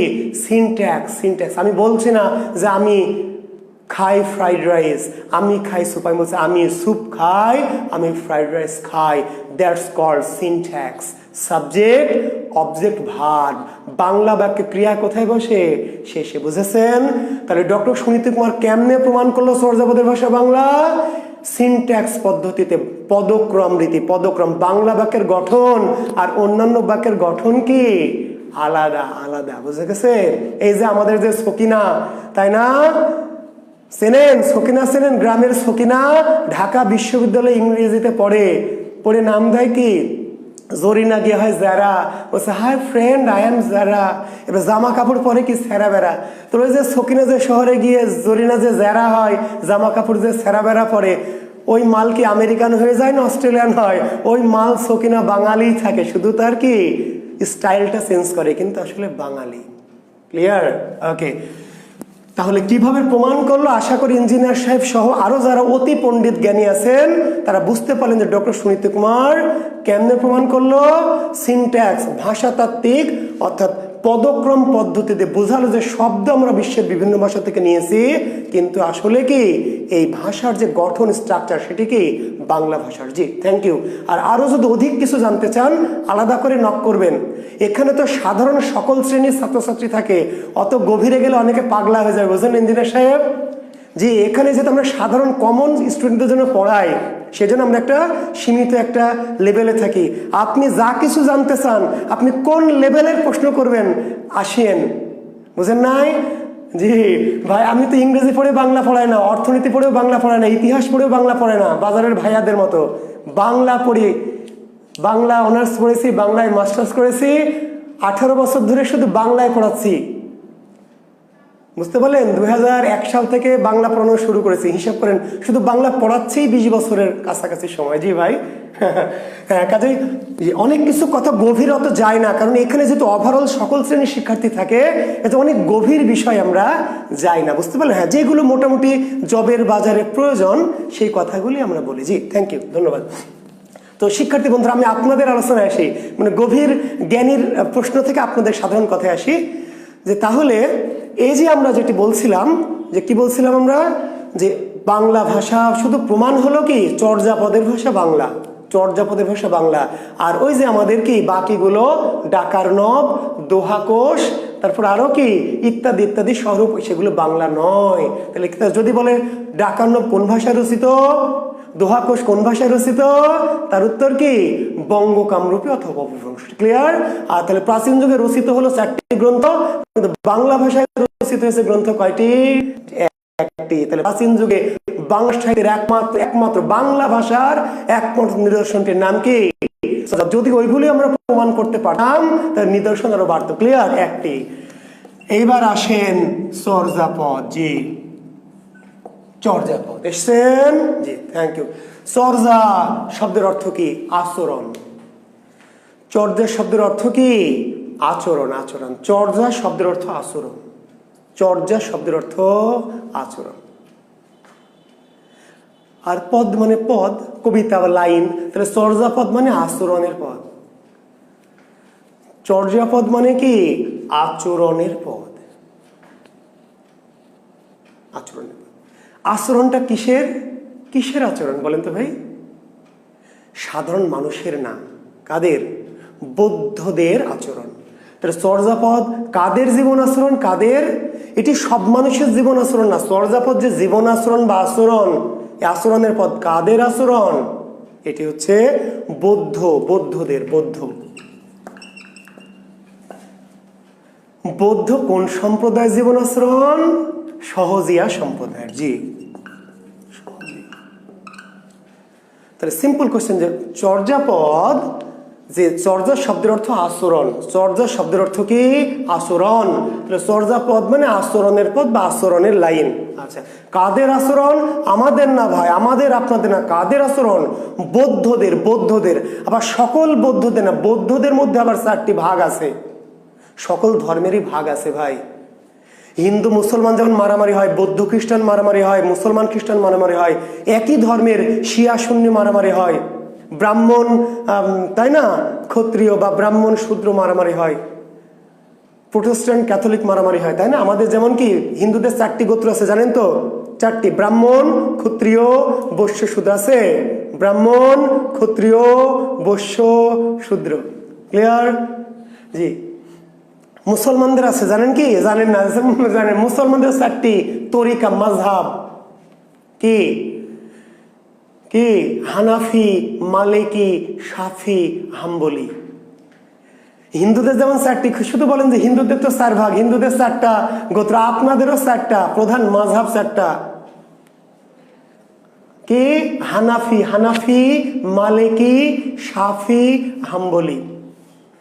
বৌদ্ধদের 4টা, মন্ত্র জানি, বজ্র জানি, সহজ জানি, হীন জানি। বৌদ্ধ ধর্মের 4টি ভাগ, 4টি শাখা। একটির নাম হলো বজ্র জানি, আরেকটির নাম হলো মন্ত্র জানি, আরেকটির নাম হলো হীনও জানি, আরেকটির নাম হলো কি সহজ জানি। তাহলে আমাদের যেমন বললাম যে 4টি ভাগ মুসলমানদের হানাফি, মালিকি, শাফি, হাম্বলি। হিন্দুদের যেমন ব্রাহ্মণ, ক্ষত্রিয়, বৈশ্য, শূদ্র, তাই না? খ্রিস্টানদের যেমন প্রোটেস্ট্যান্ট, ক্যাথলিক, ঠিক তেমনি বৌদ্ধদের বজ্রযানী, মানে ধর্ম বৌদ্ধ কিন্তু কি গোত্র গোত্র, জি, বজ্রযানী, মন্ত্রযানী, হীনযানী, সহজযানী। এই সহজযানীদেরকে বলা হয় সহজিয়া। সহজযানীদেরকে বলা হয় কি সহজিয়া। চর্যাপদ নাম দেন সুনীতি কুমার, জি, চর্যাপদ নাম দেন সুনীতি কুমার। সহজযানীদের অপর নাম কি সহজিয়া। তাহলে চর্যাপদ, চর্যা মানে জীবন আচরণ, চর্যা মানে কি মুস্তাফিজুর রহমান কনক, মুসলিমে কোনো মাযহাব নাই, তাহলে আপনি অন্ধকারে আছেন। মুস্তাফিজুর রহমান কনক, আপনি পুরো অন্ধকার জগতে আছেন, জি, তো থাকেন, আপনি অন্ধকারেই থাকেন, জি। কোনো মাযহাব নাই, তাহলে শিয়া কেন সুন্নিকে মারতেছে, সুন্নি কেন শিয়াকে মারতেছে আপনি জানেন? যদি না জানেন তাহলে ভাই কমেন্টস করবেন না, বুঝতে পারলেন? একই মুসলমান কান্ট্রি, জানেন ইরান চেনেন? ইরান, পাকিস্তান নাম শুনেছেন? আফগানিস্তান মুসলিম কান্ট্রি, 99% মুসলমান। এই মুসলমানের কান্ট্রিতে শিয়া নামে একটা মুসলিম গোষ্ঠী মারে সুন্নিকে, সুন্নি মারে শিয়াকে। ভাগ নাই তো মারামারি শিয়া সুন্নিতে কেমনে হয়? জি, তো কাজে ওইগুলো হীন তর্কে যাবেন না, জি, খারাপ। তো তাহলে চর্যাপদ কাদের জীবনাচরণ, কাদের গ্রন্থ? বৌদ্ধদের। বৌদ্ধ কোন সম্প্রদায়ের? বৌদ্ধ সহজিয়া সম্প্রদায়ের। বৌদ্ধ কি সহজিয়া বা সহজজানী সম্প্রদায়ের জীবনাচরণ হচ্ছে চর্যাপদ। এখন চর্যাপদ এর অপর নাম, চর্যাপদের নাম কেউ কেউ বলেছেন চর্যাপদের অপর নাম কি চর্যা চর্য বিনিশ্চয়। চর্যা চর্য বিনিশ্চয়, কেউ কেউ নাম দিয়েছেন চর্যাশ্চর্য বিনিশ্চয়। চর্যাপদের অপর নাম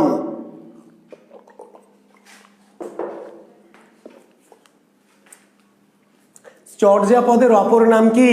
চর্যাপদের অপর নাম চর্যা চর্য বিনিশ্চয়। চর্যাপদের অপর নাম কি চর্যাশ্চর্য, চর্যাশ্চর্য বিনিশ্চয়। চর্যাপদের অপর নাম চর্যা গীতিকা। এখন দেখবেন অলরেডি কি অলরেডি প্রশ্ন এসেছে বিসিএসে যে চর্যাচর্য বিনিশ্চয় অর্থ কি? চর্যাচর্য বিনিশ্চয় অর্থ কি? তাহলে চর্যা মানে আচরণ, বলেছি মনে আছে? চর্যা মানে কি আচরণ, আর আচর্য মানে আচরণ নয়। ভালো করে শুনেন, চর্যা মানে কি আচরণ, আর আচর্য চর্যা চর্য, চর্যা মানে আচরণ, চর্যা মানে কোনটা আচরণ নয়। দেখেন চর্যাপদ কিন্তু আমরা সাহিত্য হিসাবে পড়ছি, ভালো করে শোনেন কথাটি। চর্যাপদ আমরা সাহিত্য হিসাবে পড়ছি না ভাই, আমরা সাহিত্য হিসাবে পড়ছি, কিন্তু ওই যে বৌদ্ধ যারা সিদ্ধাচার্য তারা যে লিখেছে এটা বাংলা সাহিত্য হিসাবে লেখেনি, বুঝতে পারলেন? আমরা এর আগে একদিন সাহিত্য ক্লাস নিয়েছি শ্রীকৃষ্ণ কীর্তন, আমরা পড়ছি সাহিত্য হিসাবে কিন্তু ধর্মগ্রন্থ হিসাবে।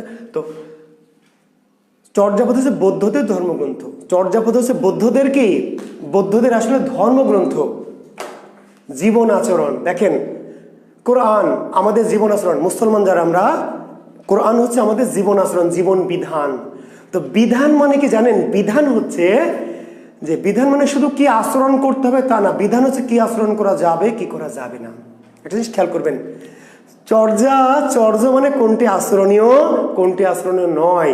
তো পৃথিবীর সকল ধর্মের যে বিধান, হিন্দুদের যে মনু সংহিতা কিংবা আমাদের মুসলমানদের যে কোরআন, তাই না, অন্যান্য ধর্মের যে ওল্ড টেস্টামেন্ট, সেখানে শুধু কি করা যাবে তা না, কি করা যাবে আর কি করা যাবে না। বুঝেন? সহজ বল, কোরআন নামাজ পড়তে হবে, সত্য কথা বলতে হবে, রোজা রাখতে হবে, তাই না, নামাজ পড়তে হবে, তা যেমন আছে, আর কি করা যাবে না তাও আছে। মিথ্যা কথা বলা যাবে না, তাই না, কি ঘুষ খাওয়া যাবে না, সুদ খাওয়া যাবে না, অন্যের বউয়ের দিকে, তাই না, পর নারীর দিকে পরিস্থিতির দিকে তাকানো যাবে না, না যাবে একাধবার যাবে নাকি? জি, তাহলে বিধান মানে বোঝাতেছিলাম, বিধান মানে শুধু কি করা যাবে তাই না রে ভাই, বিধান মানে হলো কি করা যাবে তাও এবং কি কি করা যাবে না, যে এই এই এই এই করা যাবে আর এই এই এই এই করা যাবে না। ওকে, তাহলে এই যে চর্যাপদ তো সাধারণ গ্রন্থ না, চর্যাপদ আসলে আমরা পড়ছি বই হিসাবে, কিন্তু চর্যাপদ হচ্ছে মূলত বৌদ্ধদের কি জীবন বিধান, ধর্মগ্রন্থ। তাহলে চর্যাপদে শুধু কি কি আচরণ করা যাবে তাই নাই, কি কি আচরণ বৌদ্ধ সিদ্ধাচার্য, একজন বৌদ্ধ সহজিয়া সিদ্ধাচার্য কি কি করতে পারবে আর কি কি করতে পারবে না, কি কি করা যাবে আর কি কি করা যাবে না। এই জন্য চর্য বিনিশ্চয় অর্থ হলো কোনটি আচরণীয় আর কোনটি আচরণীয় নয়, কোনটি আচরণীয় আর কোনটি আচরণীয় নয়। এর নাম চর্য বিনিশ্চয়। চর্যাপদের অপর নাম চর্য বিনিশ্চয়, চর্যাপদের অপর নাম চর্য বিনিশ্চয়, চর্যাশ্চর্য। চর্যা মানে আচরণ, আশ্চর্য। এই যে বৌদ্ধ সিদ্ধাচার্যের আচরণ, এটা স্বাভাবিক আচরণ না, কেমন আচরণ, আশ্চর্য আচরণ। ভালো করে শুনে বৌদ্ধ আমরা যখন পড়াবো চর্যাপদ আপনারা জানবেন, জি দেখবেন চর্যাপদে যে আচরণের কথা বলা আছে, কি করা যাবে কি করা যাবে না, এই আচরণগুলি সাধারণ কোনো আচরণ না, সাধারণ কোনো আচরণ না ভাই, কি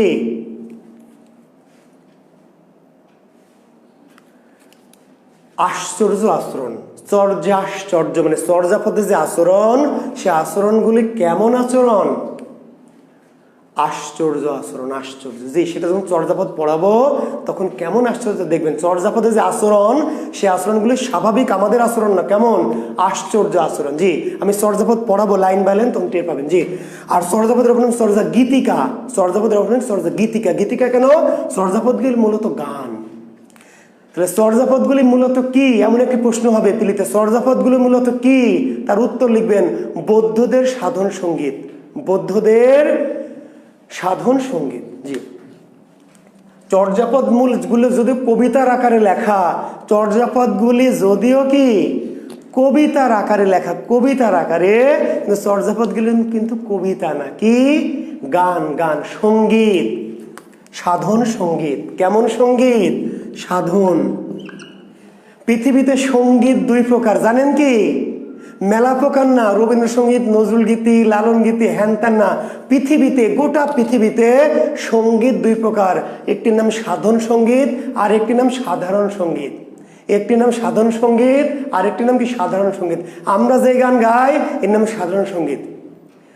আকাশেতে লক্ষ তারা চাঁদ কিন্তু একটা রে ইয়া, এ জীবনে পরাণ বন্ধু দিও তোমার মুখটা রে ইয়া, এর নাম সাধারণ সঙ্গীত।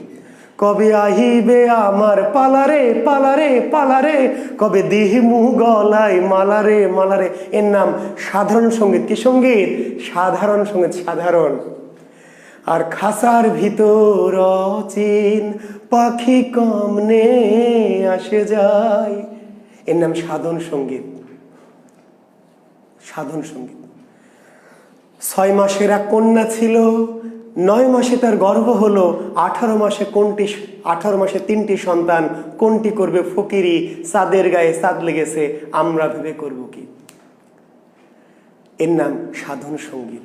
চাঁদের গায়ে চাঁদ লেগেছে আমরা ভেবে করব কি, 6 মাসের এক কন্যা ছিল, 9 মাসে তার গর্ভ হলো, 18 মাসে 3টি সন্তান, কোনটি করবে ফকিরি, চাঁদের গায়ে চাঁদ লেগেছে আমরা ভেবে করব কি। খাঁচার ভিতর অচিন পাখি কেমনে আসে যায়, এর নাম কি সাধন সঙ্গীত। তাহলে এই চর্যাপদগুলি যদিও পদের আকারে কবিতার আকারে লেখা, কিন্তু এগুলি মূলত কি, চর্যাপদগুলি মূলত কি, চর্যাপদগুলি মূলত বৌদ্ধদের সাধন সঙ্গীত, বৌদ্ধদের কি সাধন সঙ্গীত, যে গান। ক্লিয়ার? এই চর্যাপদ তাহলে আবিষ্কার করা হলো, এবার আচ্ছা একটু জি 1916 সালে আবিষ্কার করা হলো, 1926 সালে এটিকে বাংলা বলে প্রমাণ করা হলো, তারপর এটিকে ইংরেজিতে অনুবাদ করা হলো। ইংরেজিতে অনুবাদ করলেন চর্যাপদকে পৃথিবীব্যাপী ছড়িয়ে দেওয়ার জন্য, চর্যাপদকে পৃথিবীর সবার কাছে ছড়িয়ে দেওয়ার জন্য কি করা হলো, এটাকে ইংরেজিতে অনুবাদ করা হলো। অনুবাদ করলেন কে, ডক্টর মোহাম্মদ শহীদুল্লাহ, ডক্টর মোহাম্মদ শহীদুল্লাহ। তাহলে চর্যার ইংরেজি অনুবাদকের নাম কি, চর্যার ইংরেজি অনুবাদকের নাম কি, চর্যার ইংরেজি অনুবাদকের নাম ডক্টর মোহাম্মদ শহীদুল্লাহ। জি চর্যার ইংরেজি অনুবাদক কি নামে ইংরেজি করেছেন তিনি, চর্যাপদের ইংরেজি নাম কি, চর্যাপদের ইংরেজি নাম Buddhist mystic song. BUDDHIST Buddhist mystic song. তাহলে চর্যাপদ কি নামে ইংরেজিতে অনুবাদ হয়েছিল, বা চর্যাপদের ইংরেজি নাম কি? চর্যাপদের ইংরেজি নাম বুদ্ধিস্ট মিস্টিক সং, বৌদ্ধদের মরমিয়া সঙ্গীত। এই বুদ্ধিস্ট মিস্টিক সংকে শহীদুল্লাহ বাংলা করেছেন, শহীদুল্লাহ স্যার, বৌদ্ধদের মরমিয়া সঙ্গীত। মরমিয়া, বৌদ্ধদের মরমিয়া সঙ্গীত। মরমিয়া কি? যা মর্ম স্পর্শ করে, মর্ম স্পর্শ করে। অনিরুদ্ধ অরণ্য চাঁদের গায়ে চাঁদ দ্বারা কি বুঝাইছে লালন ভাইরে? এটা বুঝাইতে গেলে আমার আরো আধা ঘন্টা নষ্ট হবে। নষ্ট ঠিক না, কিন্তু যেহেতু এটি আমাদের প্রয়োজনের ক্লাস, জি চাঁদের গায়ে চাঁদ লেগেছে বলতে কি বোঝাতে চেয়েছে এর ব্যাখ্যা আমি করতেই পারি, কিন্তু এই ব্যাখ্যা করতে হলে আমার আধা ঘন্টা সময় লাগবে। সেটি এই ক্লাসে অনেকে পছন্দ করবে না, কারণ এমনি এক ইঞ্জিনিয়ারের প্রশ্নের উত্তর দিতে আধা ঘন্টা নষ্ট করেছে। জি জানাবো কোনোদিন ইনশাল্লাহ আপনার। জি আমি আজকে আর অনেক সময় নষ্ট করতে চাচ্ছি না। জি তাহলে ডক্টর মোহাম্মদ শহীদুল্লাহ চর্যাপদকে ইংরেজিতে অনুবাদ করলেন কি নামে? বুদ্ধিস্ট মিস্টিক সং, বৌদ্ধদের মরমিয়া সঙ্গীত। জি আর চর্যাপদকে তারও আগে একজন তিব্বতী ভাষায় অনুবাদ করেছে, তিব্বতী ভাষায়, তিব্বতী ভাষায় অনুবাদ করেছে। তার নাম কি? প্রবোধচন্দ্র বাগচি। চর্যার তিব্বতী অনুবাদকের নাম কি? চর্যার তিব্বতী, নেপালের যে ভাষা, ওই যে নেপালের যে চর্যাপদ ছিল, চর্যার তিব্বতী ভাষার অনুবাদক, তিব্বতী অনুবাদক, চর্যার তিব্বতী অনুবাদকের নাম প্রবোধচন্দ্র বাগচি।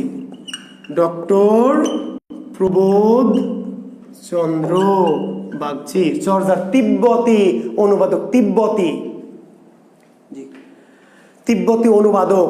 আর এই তিব্বতী অনুবাদ থেকে যিনি ব্যাখ্যা বিশ্লেষণ করেছেন, টিকাকার, যেটি 41 বিশেষে অলরেডি চলে এসছে, তবে আমরা বলছি চর্যার টিকাকারের নাম কি? টিকাকার। চর্যার টিকাকারের নাম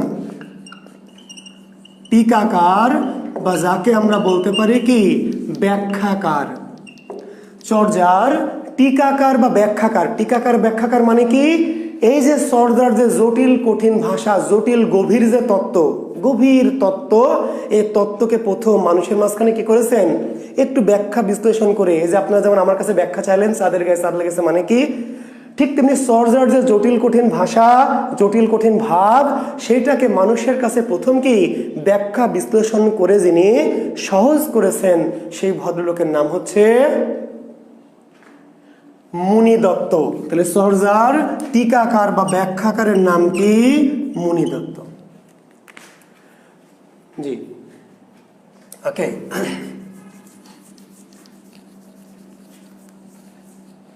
এখন আমরা আসবো চর্যাপদে পদ সংখ্যা কতটি। এই যে চর্যাপদ নিয়ে এত কথা বলছি, চর্যাপদ কতগুলি পদ ছিল, চর্যার পদ সংখ্যা কয়টি? চর্যার পদ সংখ্যা 50টি, মতান্তরে 51টি। মতান্তর, মতান্তর মানে একটা দ্বিমত, আসলে কনফিউশন না। আবার বলছি শিক্ষার্থী বন্ধুরা, কনফিউশন না কিন্তু, স্যার 50 না 51, কনফিউশন না। চর্যার মোট পদ সংখ্যা কয়টি? উত্তর 50টি। একজন ভদ্রলোক ডক্টর সুকুমার সেনের মতো 51টি। তো যদি অ্যাকচুয়ালি উত্তর দিতে হবে 50টি, আর 50টি যদি না থাকে তাহলে উত্তর দেওয়া যাবে 51টি। সেটা মতান্তর। ক্লিয়ার? মতান্তর মানে এটি কনফিউশন না, দ্বিমত। বেশিরভাগ ভাষাবিদের মতে 50টি, দু একজন মতে 51টি। তাহলে 50 51টি দুটোই থাকলে কি করবেন? অবশ্যই 50। 50 যদি না থাকে তাহলে উত্তর দেওয়া যাবে 51টি। জি কিন্তু এই যে চর্যার যে 50টি পদ, এই 50টি পদ যখন আবিষ্কার করা হয় নেপাল থেকে, তখন বেশ কিছু পদ কি দুই একটি পদ মাঝখান থেকে পুঁথিগুলো ছিঁড়ে গিয়েছিল। এতদিন হাজার বছর ধরে, সেই 1200 সালে লেখা হয়েছে, আর 1907 সালে আবিষ্কার করা হচ্ছে।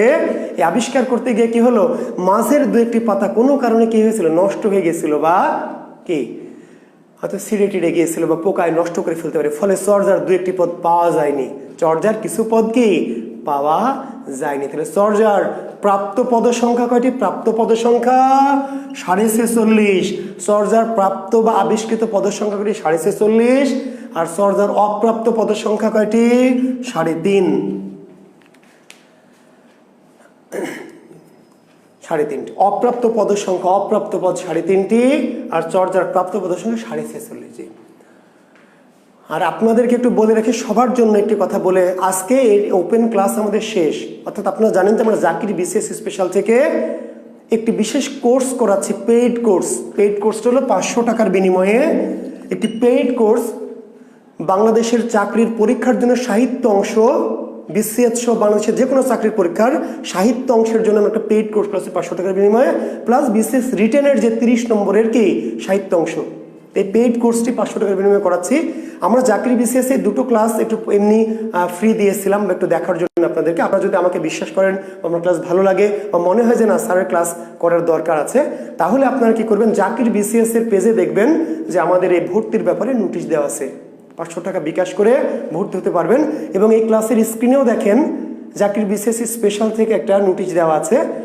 আপনারা যারা আগ্রহী তারা এই নোটিশ থেকে পদ্ধতিগুলো বুঝে নিয়ে বিকাশ নাম্বারটা নিয়ে আপনারা চাইলে কি আমার কোর্সে ভর্তি হতে পারবেন। কারণ আগামী দিন থেকে এই সরাসরি আমরা জাকির বিসিএস এ ক্লাস নেব না, আমরা ক্লাস নেব শুধু আমাদের ভর্তিকৃত স্টুডেন্টদের দিয়ে। আর আজকে একটি পরীক্ষাও আছে, কারণ আমরা লেকচার 1 এবং 2 দুটো লেকচার আমরা করিয়েছি। তার মধ্যে 2টা আমরা ওপেন করেছি, একটা আমাদের সিক্রেট গ্রুপে করিয়েছি। আজকে আমরা ক্লাসের পরে, অর্থাৎ আমি 10:30 বা 11:15 দিকে ক্লাস শেষ করবো, 10:30টায় ক্লাস শেষ করবো। 10:30টায় ক্লাস শেষ করার পরে 1 এবং 2 নম্বর লেকচারের পর একটা পরীক্ষা হবে 20 নম্বরের। আপনারা জানেন যে বিসিএস প্রিলিমিনারিতে 20 নম্বরের প্রশ্ন থাকে। বিসিএস প্রিলিমিনারিতে 20 নম্বরের সাহিত্য প্রশ্ন থাকে, 20 নম্বরের, 15 ব্যাকরণ, সাহিত্য 20। তো আজকে আমার ক্লাসের শেষে আপনাদের এই জাকির বিসিএসে আমরা একটা লিঙ্ক দিব পরীক্ষার, গুগলে একটা পরীক্ষা হবে 20 নম্বরের। কিসের উপর? লেকচার 1 এবং 2, বাংলা সাহিত্যের যুগ বিভাগ, বাংলা সাহিত্যের উদ্ভব, বাংলা ভাষা এবং সাহিত্যের উদ্ভব এবং বাংলা সাহিত্যের যুগ বিভাগ, যেটা আমরা গত ক্লাসে আলোচনা করেছি এবং তার আগের ক্লাসে। জি, তাহলে 1 এবং 2 এর পর আমাদের একটা 20 নম্বরের ক্লাস, এটা আজকে ওপেন, সবাই দিতে পারবেন, সবাই দিতে পারবেন। তবে আগামী শনিবার থেকে যে ক্লাসগুলো আমরা নিব লেকচার 4 থেকে, সেটি আর আপনারা সবাই করতে পারবেন না। আমাদের যে শুধু পেইড স্টুডেন্ট, আমরা অলরেডি 1400 স্টুডেন্ট পেয়েছি। তো যারা আপনারা এখনও চান আগামী শনিবারের মধ্যে অবশ্যই ভর্তি হয়ে নেবেন। তাহলে তাছাড়া শনিবার রাতের ক্লাসটি আপনার, আজকের কোনো আলোচনা এই প্রশ্নে থাকবে না বাবারা। আজকে যা কিছু বললাম এ সমস্ত কথা এই পরীক্ষায় থাকবে না। এই পরীক্ষায় থাকবে কোন তথ্যগুলি আমরা গতদিন যে ক্লাসটা নিয়েছি যুগ বিভাগ, প্লাস তার আগে একটা ক্লাস নিয়েছি বাংলা ভাষার উদ্ভব ইতিহাস, ইন্দো ইউরোপ থেকে শুরু করে প্রাকৃত, তারপরে মাগধী প্রাকৃত ইত্যাদি ইত্যাদি, অপভ্রংশ, বঙ্গকামরূপী। তাহলে আজকে যে পরীক্ষাটা আজকের টপিকের উপরে না, কোন টপিকের উপরে? এর আগের যে দুটো ক্লাস হয়েছে বাংলা সাহিত্যের যুগ বিভাগ এবং কি বাংলা ভাষার উদ্ভব, এর উপর। যে আজকের ক্লাস যখন শেষ হবে তখন আপনার 20 নম্বরের একটি পরীক্ষা সবাই দিতে পারবেন। এটি গুগল ফর্মে নেওয়া হবে, জি আপনারা পেয়ে যাবেন। আমি একটা লিঙ্ক দেবো, লিঙ্কে টাচ করলে দেখবেন যে পরীক্ষাগুলো দেওয়া যাবে। জি, থ্যাংক ইউ। আর যারা ভর্তি হতে চান তারা আমাদের জাকির বিসিএস এর নোটিশটা দেখে কি সবাই ভর্তি হয়ে যাবেন। জি, থ্যাংক ইউ। তো আমরা বলছিলাম যে দেখেন চর্যাপদের মোট পদ সংখ্যা কয়টি? চর্যাপদের মোট পদ সংখ্যা কয়টি? 46.5টি। না, মোট পদ সংখ্যা 46.5টি না ভাই, না, মোট পদ সংখ্যা 50টি। চর্যাপদের মোট পদ সংখ্যা কয়টি? 50টি। আর প্রাপ্ত পদ সংখ্যা কয়টি? প্রাপ্ত পদ সংখ্যা 46.5টি। প্রাপ্ত পদ 46.5 মানে এই চর্যাপদের 50টি পদের মধ্যে 2-1টা পদ কি হারিয়ে নষ্ট হয়ে গেছে। কতটি পদ নষ্ট হয়ে গেছে? 3.5টি পদ। 3.5টি। তাহলে অপ্রাপ্ত পদ কয়টি? 3.5টি। অপ্রাপ্ত পদ 3.5টি। চর্যাপদের অপ্রাপ্ত পদের সংখ্যা বা অনাবিষ্কৃত পদের সংখ্যা 3.5টি, প্রাপ্ত পদের সংখ্যা 46টি। কোন কোন পদ পাওয়া যায়নি? কোন কোন পদ? যে লিঙ্ক গ্রুপেও দিব, লিঙ্ক জাকির বিসিএসেও দিব। জি, আজকে যেহেতু ওপেন পরীক্ষাটি, জাকির বিসিএসেও দিব লিঙ্কটা, আমাদের যে গ্রুপ আছে সেখানেও দিব। জি, 24, 25, 48 এবং 23-এর কি শেষাংশ। তাহলে সরজার কোন কোন পদ পাওয়া যায়নি, সরজার কোন কোন পদ পাওয়া যায়নি বা অনাবিষ্কৃত রয়েছে, অনাবিষ্কৃত পদ সংখ্যা কোনগুলি? 24, 25, 48, 24, 25, 48 এবং 23-এর শেষাংশ। তাহলে কোন পদের অর্ধেক পাওয়া গেছে? 23 নম্বর পদের। কোন পদের অর্ধেক পাওয়া যায়নি? তাও 23। কোন পদের অর্ধেক পাওয়া গেছে? তাও 23। আর কোন পদের অর্ধেক পাওয়া যায়নি? তাও 23। জি। আর কোন কোন পদ পাওয়া যায়নি? 24, 25, 48। 24, 25 এবং 48 এই পদগুলি পাওয়া যায়নি। বুঝতে পেরেছেন? এর মধ্যে 23 নম্বর পদটা কার? 23 নম্বর পদ হচ্ছে ভূসুকুপা। লিখে নেন, ভূসুকুপা। 23 নম্বর পদটি কার? এই যে অর্ধেক পাওয়া গেছে কার? ভূসুকুপা 23 নম্বর পদ, যার প্রথম 6 লাইন পাওয়া গেছে, প্রথম 6 চরণ কি পাওয়া গেছে আর শেষ 4 চরণ পাওয়া যায়নি। 23 নম্বর যে পদ কার লেখা? ভূসুকুপা। এই ভূসুকুপার 23 নম্বর পদের কি 10 চরণ, তার প্রথম 6 চরণ আবিষ্কৃত হয়েছে আর শেষের 4 চরণ পাওয়া যায়নি। আর 24, 25, 48 পুরোপুরি পাওয়া যায়নি। এদের মধ্যে 48 নম্বর পদ কার? কুক্কুরিপা। 48 নম্বর পদটি কার? কুক্কুরিপার। 24 নম্বর পদটি হলো কান্নপার আর 25 নম্বর পদটি হচ্ছে তন্ত্রীপা। তন্ত্রীপা।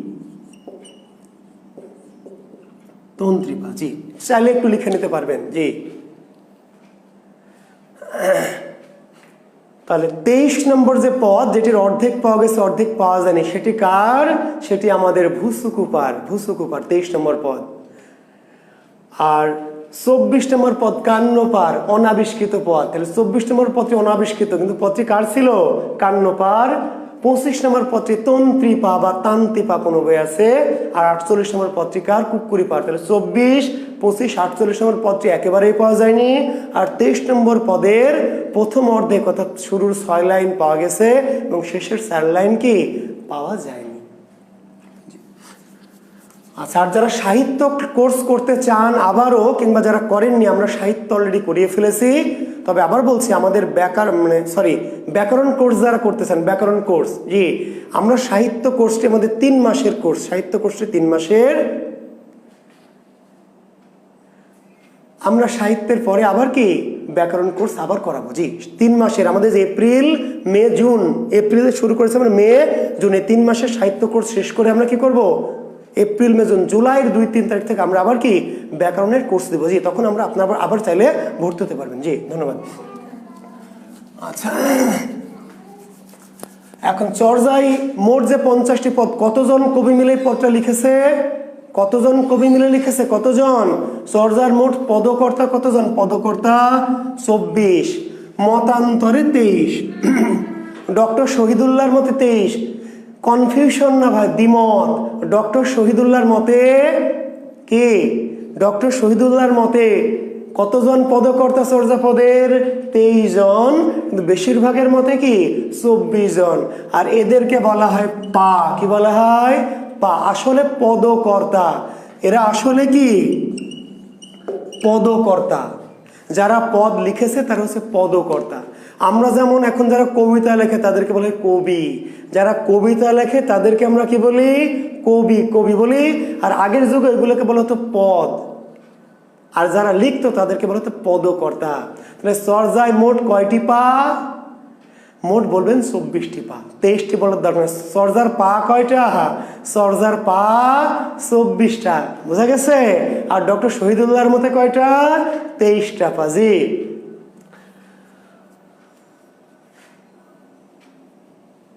ক্লাসের সময় দেওয়া আছে, জাকির বিশেষে দেওয়া আছে রাত 9টায়, একই সময়। জি, রাত 9টায়। এখন এই 24টা পা আপনাদেরকে মনে রাখতে হবে। এই 24টা পা মাথায় রাখতে হবে ভাই।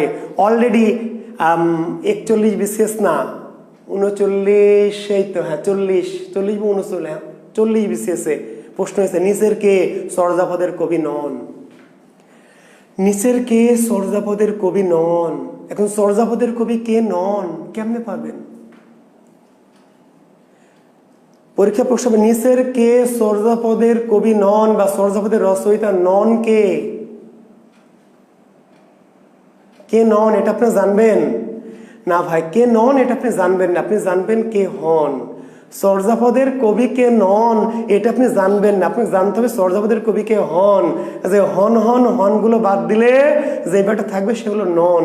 তাহলে হনকে এই 24 জন পদকর্তার নাম আমি লিখে দিচ্ছি, দয়া করে একটু মনে রাখবেন, পারলে লিখে নেন। কান্ন কামলি লুই কুকুরি, চাটিল ভুসুকু বিরুয়া গুন্ডুরি, দারিক ভাদে তারক কঙ্কন, ধাম মোহিতা। হ্যাঁ, লিখবেন, লিখে নেবেন। লেখেন, কান্ন কামলি লুই কুকুরি, কান্ন কামলি লুই কুকুরি, চাটিল ভুসুকু বিরুয়া বা বিরূপা, লেখা আছে বিরুয়া গুন্ডুরি। কান্ন কামলি লুই কুকুরি, কান্ন কামলি লুই কুকুরি, চাটিল ভুসুকু বিরুয়া গুন্ডুরি, দারিক ভাদে তারক কঙ্কন, সরহ সবর বিনা ঢেন্ঢন। আচ্ছা, নিচে যদি না দেখা যায় তাহলে উপরে লিখছি, কান্ন কামলি লুই কুকুরি, চাটিল ভুসুকু বিরুয়া গুন্ডুরি, দারিক ভাদে তারক কঙ্কন, সরহ সবর বিনা ঢেন্ঢন, ধাম মোহিতা। আচ্ছা, মোহিতা বানানটা উকার দিন, মোহিতা, ধাম মোহিতা ডম্বি তন্ত্রী, অজদেব জয়ানন্দী লাড়িডম্বি শান্তি। এই 24 জন পদকর্তা। জি হ্যাঁ, লিখে দিয়েছি না? রমজানের দিনে দুপুরে মানে 10টা বা 11টার দিকে। জি কামরুল ইসলাম, রমজানের রাতে না, যেহেতু রাতে যেহেতু তারাবি থাকবে, সারাদিন রোজা রেখে ক্লান্ত হয়ে থাকবেন, রমজানের মাসটা ক্লাস হবে জি 10টা 11টায়, জানিয়ে দিব আমি। জি তাহলে আমি 24 জন পদকর্তার নাম দেখেন, খুব সুন্দর করে ছন্দের মতো করেছি, আপনি দেখবেন একটু।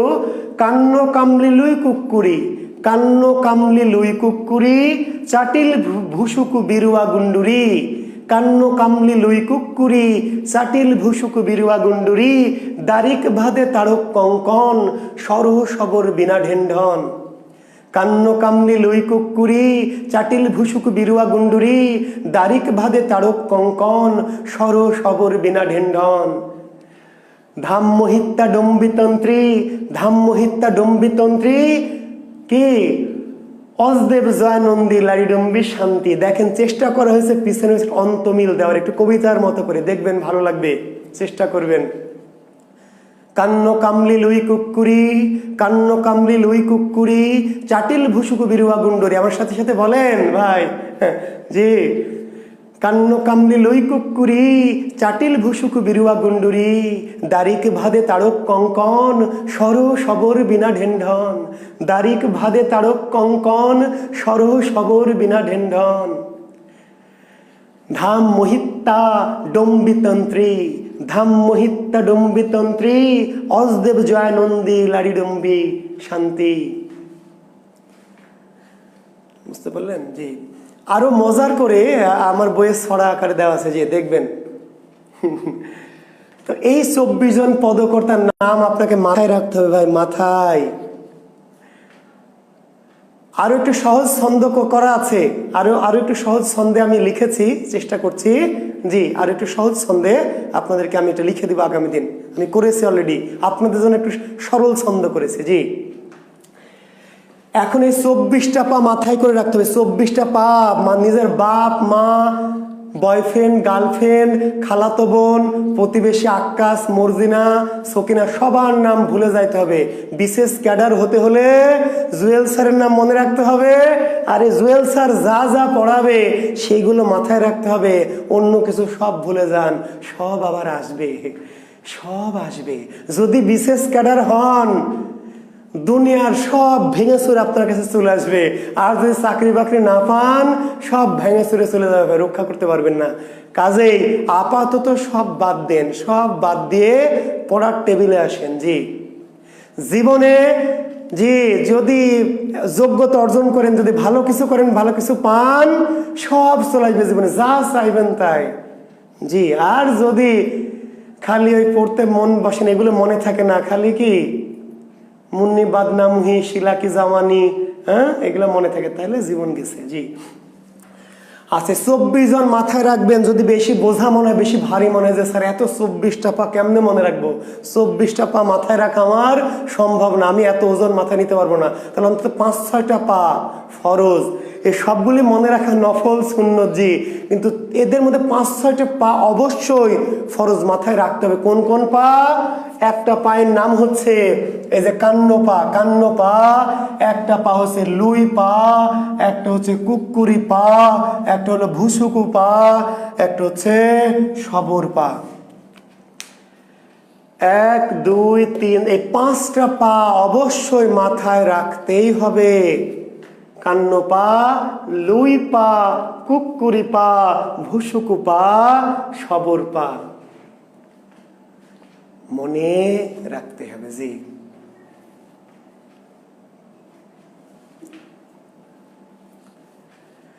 কেন এই পাগুলোর নাম মনে রাখতে হবে? পরীক্ষা আসবে। কেমনে আসবে পরীক্ষায়? চর্যার সর্বাধিক পদের রচয়িতাকে।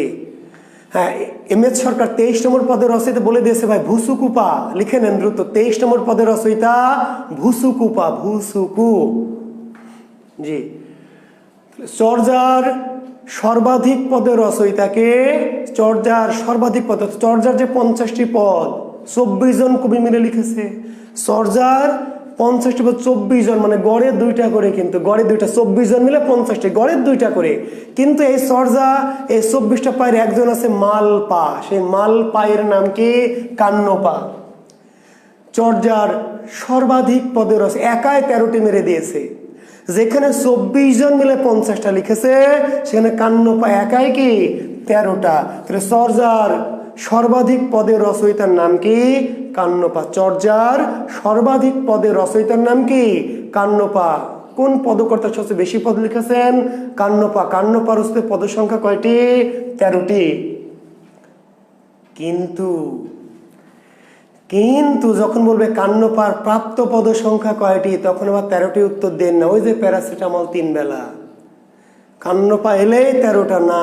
এইবার বিপদে পড়েছেন। এবার একজন বলছে স্যার, ওই যে হুমায়ুন আজাদের লাল লিপলে 12টা দেওয়া আছে, ওই বেটা গাধা বোঝে না, যেখানে দেওয়া আছে কান্নপার প্রাপ্ত পদ সংখ্যা কয়টি। কান্নপার প্রাপ্ত পদ সংখ্যা 12টি। স্যার এক জায়গায় উত্তর 12টি, এক জায়গায় উত্তর 13টি, এটা কেমনে? কেমনে কি? দুটাই উত্তর, উত্তর দুটাই, প্রশ্ন তো দুইটা ভাই। কান্নপার পদ সংখ্যা কয়টি বা রচিত পদ সংখ্যা কয়টি, তার উত্তর 13টি। কিন্তু কান্নপার প্রাপ্ত পদ সংখ্যা কয়টি, প্রাপ্ত পদ বা কান্নপার কয়টি পদ পাওয়া গেছে, তার উত্তর 12টি। কেন? 13টি লিখেছে, কিন্তু একটা যে পাওয়া যায়নি, একটা যে হারিয়ে গেছে। কোনটা হারিয়ে গেছে?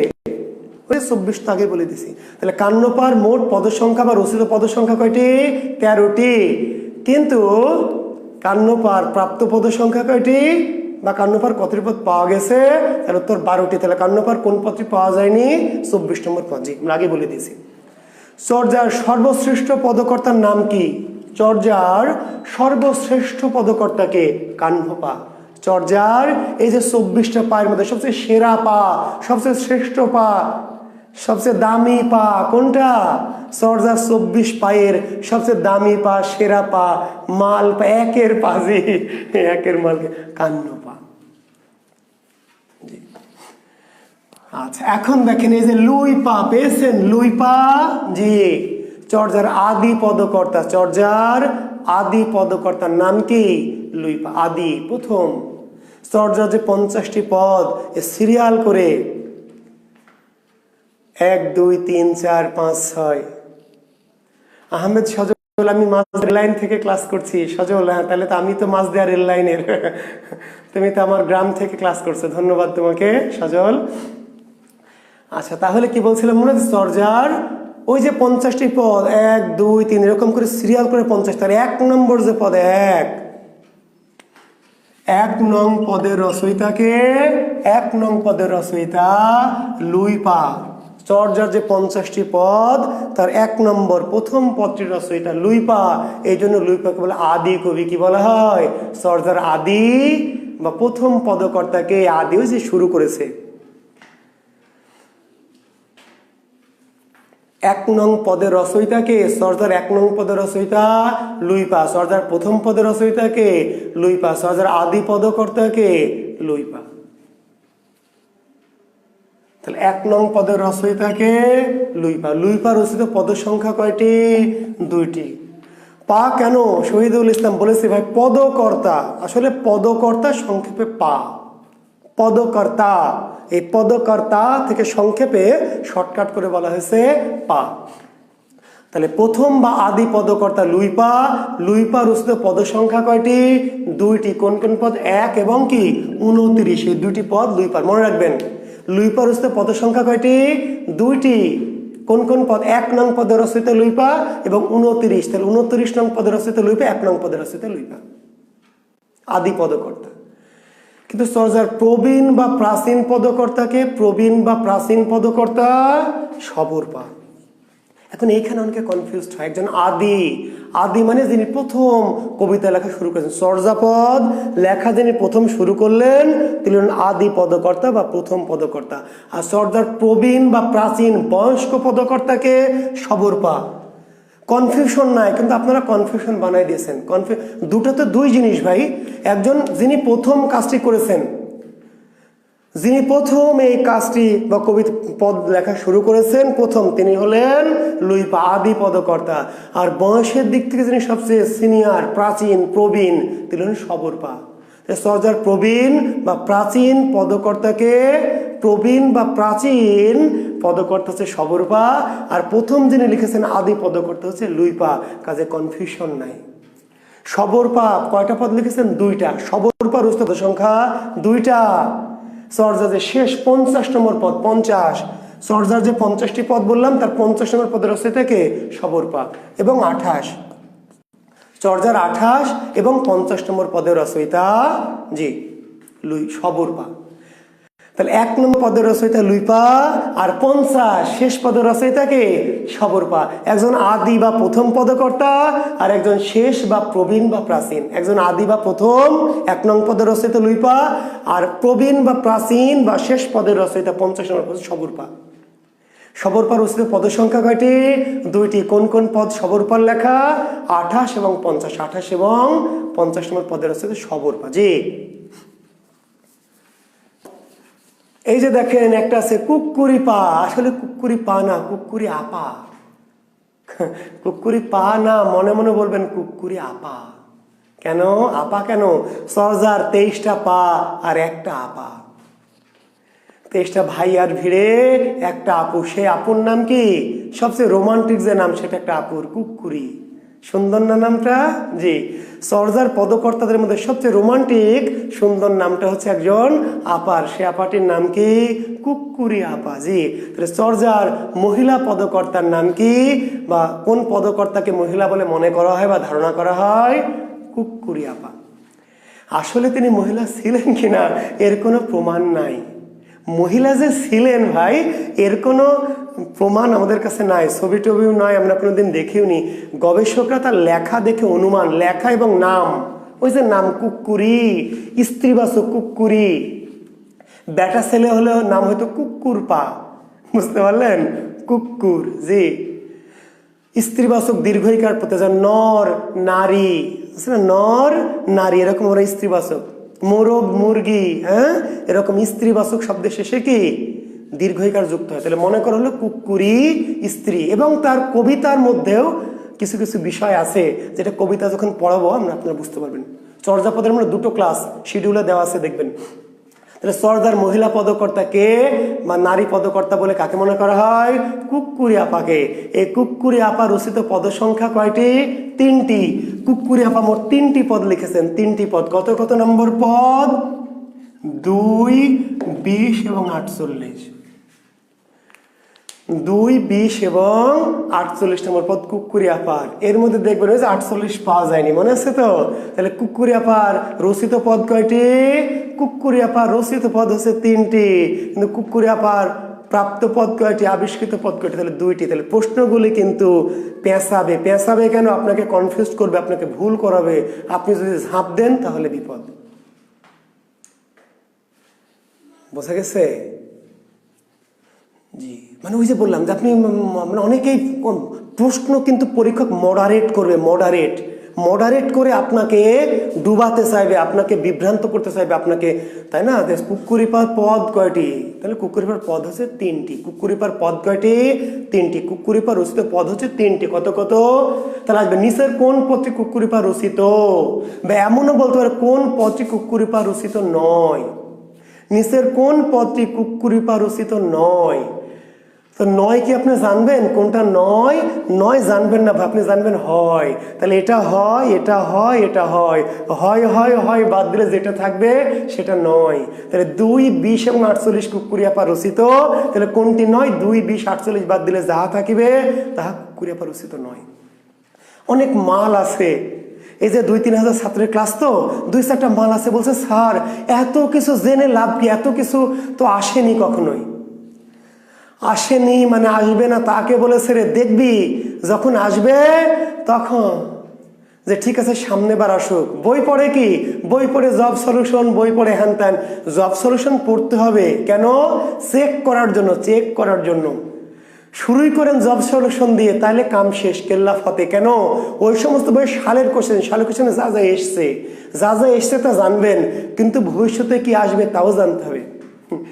না হলে যখন আপনি পরীক্ষা দিবেন তখন দেখবেন কিছু কিছু কমন পাননি, বলছেন ঠিক আছে এইগুলো এবার পেলাম না, সামনেবার দেখছি আয়, সামনেবার আর ওইটা আসবে না, সামনেবার আরেকটা আসবে। তার মানে যা এসছে তা তো পড়বেন ভাই, ভবিষ্যতে কি কি আসতে পারে তাও পড়তে হবে। কারণ যত দিন যাবে সাহিত্য কিন্তু গভীরে যাবে। কারণ আপনি কি এসছে সেগুলো নিয়ে রেডি হয়ে আছেন তা হবে না, যা এসছে তা নিয়ে রেডি হয়ে থাকবেন। ভবিষ্যতে যা আসতে পারে সেগুলো নিয়ে রেডি হয়ে থাকতে হবে, যাতে আসা মাত্রই খালি বলবেন মামুর বাটা প্রশ্ন করেই দেখ। ওই যে আমি হুঙ্কার দিলাম না যে প্রশ্ন খালি করেই দেখ, কি করি? আপনি বলবেন যে প্রশ্ন খালি করে দেখ, কোথা থেকে প্রশ্ন করবি? তারপর টের পাবি মামুর বোঠা কাকে লড়তে কাকে লড়েছিস। জুয়েল কিবরিয়ার ছাত্রকে লড়েছিস তো বাঘের লেজে আঙ্গুল দিয়েছিস, হ্যাঁ, টের পাবি। জানতে হবে। শুধু সালের কোশ্চেন সলিউশন, অমুক জব সলিউশন মার্কা বই বা ওই যে তাই না মাস্টার মার্কা বই, হ্যাঁ, কি শুধু শুধু সালের কোশ্চেন বেসে লাখ লাখ কোটি কোটি টাকা ইনকাম করছেন? সালের কোশ্চেন পড়বেন তো ভাই, পড়বেন না তা না, পড়বেন, কিন্তু আগে আপনার কি তথ্য পড়ে তারপর সালের কোশ্চেনের বই পড়ানোর পর নিজেকে চেক করার জন্য, যাচাই করার জন্য। কিন্তু শুধু আপনি সালের কোশ্চেনই পড়েন, এটা ভুলের স্বর্গে আছেন। অন্তত বিসিএস হবে না, প্রাইমারি হতে পারে, নিবন্ধন হতে পারে, রেল, বন, সমবায় এগুলো হতে পারে, কিন্তু বিসিএস ক্যাডার হবেন আর শুধু সালের কোশ্চেন মার্কা বই পড়ে হবেন, তাহলে আপনি বোকার স্বর্গে বাস করছেন। জি, তাহলে কুক্কুরিপা রচিত পদ সংখ্যা কয়টি? 3টি। কুক্কুরিপা রচিত পদ সংখ্যা হচ্ছে 3টি। কি কি? 20, 2, 20 এবং 48। 2, 20 এবং 48। কিন্তু প্রাপ্ত পদ সংখ্যা কয়টি কুক্কুরিপার? 2টি, 2 এবং 20। কোন পদটি কুক্কুরিপার পাওয়া যায়নি? 48 নম্বর পদটি পাওয়া যায়নি। আর মহিলা পদকর্তার নাম কি? কুক্কুরিপা। জি, আরেকজন কি আছে আমাদের? ভুসুকুপা, মনে আছে? জি, চর্যার দ্বিতীয় সর্বোচ্চ সংখ্যক পদ রচয়িতাকে ভুসুকুপা। চর্যার দ্বিতীয়, তাহলে সবচেয়ে বেশি সংখ্যক পদ রচয়িতাকে কাহ্নপা। সবচেয়ে বেশি সংখ্যক পদ রচয়িতা কাহ্নপা, 13টি পদ লিখেছেন। আর দ্বিতীয় সর্বোচ্চ সংখ্যক পদের রচয়িতাকে ভুসুকুপা। এই ভুসুকুপা রচিত পদ সংখ্যা কয়টি? 8টি। ভুসুকুপা রচিত পদ সংখ্যা, জি, ভুসুকুপা রচিত পদ সংখ্যা 8টি। কোন কোন পদ ভুসুকুপার লেখে একটু লিখে নেন। জি, 6, 21, 23 লিখেন। 6, 21, 23, 27, 30 লিখেছেন। 6, 21, 23, 27, 30, 41, 43, 49। ভুসুকুপা রচিত পদ সংখ্যা কয়টি? 6টি। তাহলে কোন পদটি ভুসুকুপার লেখা বা কোনটি নয় যদি আসে, যদি কঠিন করে, বা 49 নম্বর পদটি কার লেখা যদি বলে, তাহলে ভুসুকুপা পদ লিখেছে 6টা, কি কি? 6, 21, 23, 27, 30, 41, 43, 49। এর মধ্যে সবচেয়ে গুরুত্বপূর্ণ পদ হচ্ছে 49। 49 খুবই জরুরি। কেন? কোন কবি নিজেকে বাঙালি বলে দাবি করেছেন মনে আছে? জি, খুবই গুরুত্বপূর্ণ। কোন কবি নিজেকে বাঙালি বলে দাবি করেছেন? কোন কবি? এই মাল ভুসুকুপা। সেটি প্রশ্ন নয়, সেটি চলে এসছে, আসতে পারে, কিন্তু আরেকটা কি আসবে যেটি এলে আর আপনি পারবেন না। আমি নিশ্চিত আপনি এটি এলে পারবেন যে কোন কবি নিজেকে বাঙালি বলে দাবি করেছে। এই প্রশ্ন বলছেন, খালি দিয়েই দেখেন কি করি। ভুসুকুপা জানা আছে, কমন পড়েছে, কেন? সকল বই দেওয়া আছে। কিন্তু এটি আসবে না, আসবে যে ভুসুকুপা কত নম্বর পদে নিজেকে বাঙালি বলে দাবি করেছেন। এইবার দেখবেন আপনি এরকম হয়ে গেছেন। কোন কবি নিজেকে বাঙালি বলে দাবি করেছেন? বলছেন খালি দিয়েই দেখুক কি করি, শালা খালি দিয়ে দেখ না ভুসুকুপা। কিন্তু ওটা আর দিবে না, দিবে কি? যে ভুসুকুপা কত নম্বর পদে, কত নম্বর চর্যায় ভুসুকুপা নিজেকে কি বাঙালি বলে দাবি করেছেন? 49 নম্বর চর্যায়। 49 নম্বর চর্যায় ভুসুকুপা নিজেকে বাঙালি বলে দাবি করেছেন। কি বলেছেন? আজি ভুসুকু বঙ্গালী ভইলি, নিয় ঘরণী চণ্ডালী লেলি। আজি ভুসুকু বঙ্গালী ভইলি, আজ থেকে ভুসুকু বাঙালি হলো, নিয় ঘরণী চণ্ডালী লেলি। তাহলে ভুসুকুপা যে নিজেকে বাঙালি বলে দাবি করেছে কত নম্বর পদে, কত নম্বর চর্যায়? 49 নম্বর চর্যায়। জি, তাহলে 49 নম্বর চর্যা কার লেখা? ভুসুকুপার। ভুসুকুপার পদ সংখ্যা কয়টি? 8টি। তাহলে দ্বিতীয় সর্বোচ্চ সংখ্যক পদের রচয়িতা ভুসুকুপা। 6, 21, 23, 27, 30, 41, 43 এবং 49 পদের রচয়িতা ভুসুকুপা। জি, একটি পদ বলতে একটি পূর্ণাঙ্গ কবিতা। জি, একটি পদ মানে একটি পূর্ণাঙ্গ কবিতা হলো পদ। একটি পূর্ণাঙ্গ কবিতা পদ। এবং জানিয়ে রাখি, চর্যার যে 50টি পদ, ম্যাক্সিমাম কবিতায় কি 10 লাইনের। চর্যার বেশিরভাগ কবিতা কত লাইনের? চর্যার এই যে 50টি কবিতার 48টি কবিতা 10 লাইনের। 48টি কবিতা 10 লাইনের, দুটো বাদ দিয়ে দুটো কবিতা, একটা হলো 21 8 লাইনের, আর 43 12 লাইনের। ভালো করে শুনুন কথাটি। চর্যার যে 50টি কবিতা, 50টি, এর মধ্যে 21 নম্বর পদটি কয় লাইনের কবিতা? 8 লাইনের। 43 নম্বর পদটি 12 লাইনের। এর বাইরে যত পদ আছে সকল পদ কত লাইনের? 10। তাহলে চর্যার অধিকাংশ পদ কত চরণ বা কত লাইন বা কত পংক্তিতে রচিত? 10। ওকে, এই যে দেখেন, এই যে চর্যাপদ দেখেছেন, এই যে বই তো মূল বই তো পড়েন না, খালি কোথা থেকে কি কি পড়েন আল্লাহ জানে। এই যে দেখেন বই, যে চর্যাপদ দেখেছেন। জি, এই চর্যাপদ পড়বেন ভাই, ভালো ভালো বই পড়বেন, চর্যাপদ পড়বেন। এই যে চর্যাপদ দেখাচ্ছি আপনাদের, দেখতে পাচ্ছেন কি? যে এই যে চর্যাপদ, এই যে বই, অতীন্দ্র মজুমদার যে সম্পাদিত একটি বই আমার কাছে আছে, চর্যাপদ। তো চর্যার অধিকাংশ কবিতাগুলি কত লাইনের? চর্যার অধিকাংশ কবিতা কত লাইনের? 10 লাইনের, 10 চরণের। শুধু দুটো কবিতা, একটু হচ্ছে 21 নম্বর কবিতা, 21 নম্বর 8 লাইনের, এবং 43 নম্বর কবিতাটা 12 লাইনের। আর এর বাইরে যত কবিতা আছে সবই কি 10 চরণের। ওকে, জি। তো ঠিক আছে, আজকে পর্যন্ত আমরা রাখছি। চর্যাপদ নিয়ে আমাদের আরো একটি ক্লাস আছে। কি করব সেখানে? চর্যাপদের গুরুত্বপূর্ণ চরণ, রিটেন আলারা খুবই গুরুত্ব দিয়ে মনে রাখবেন।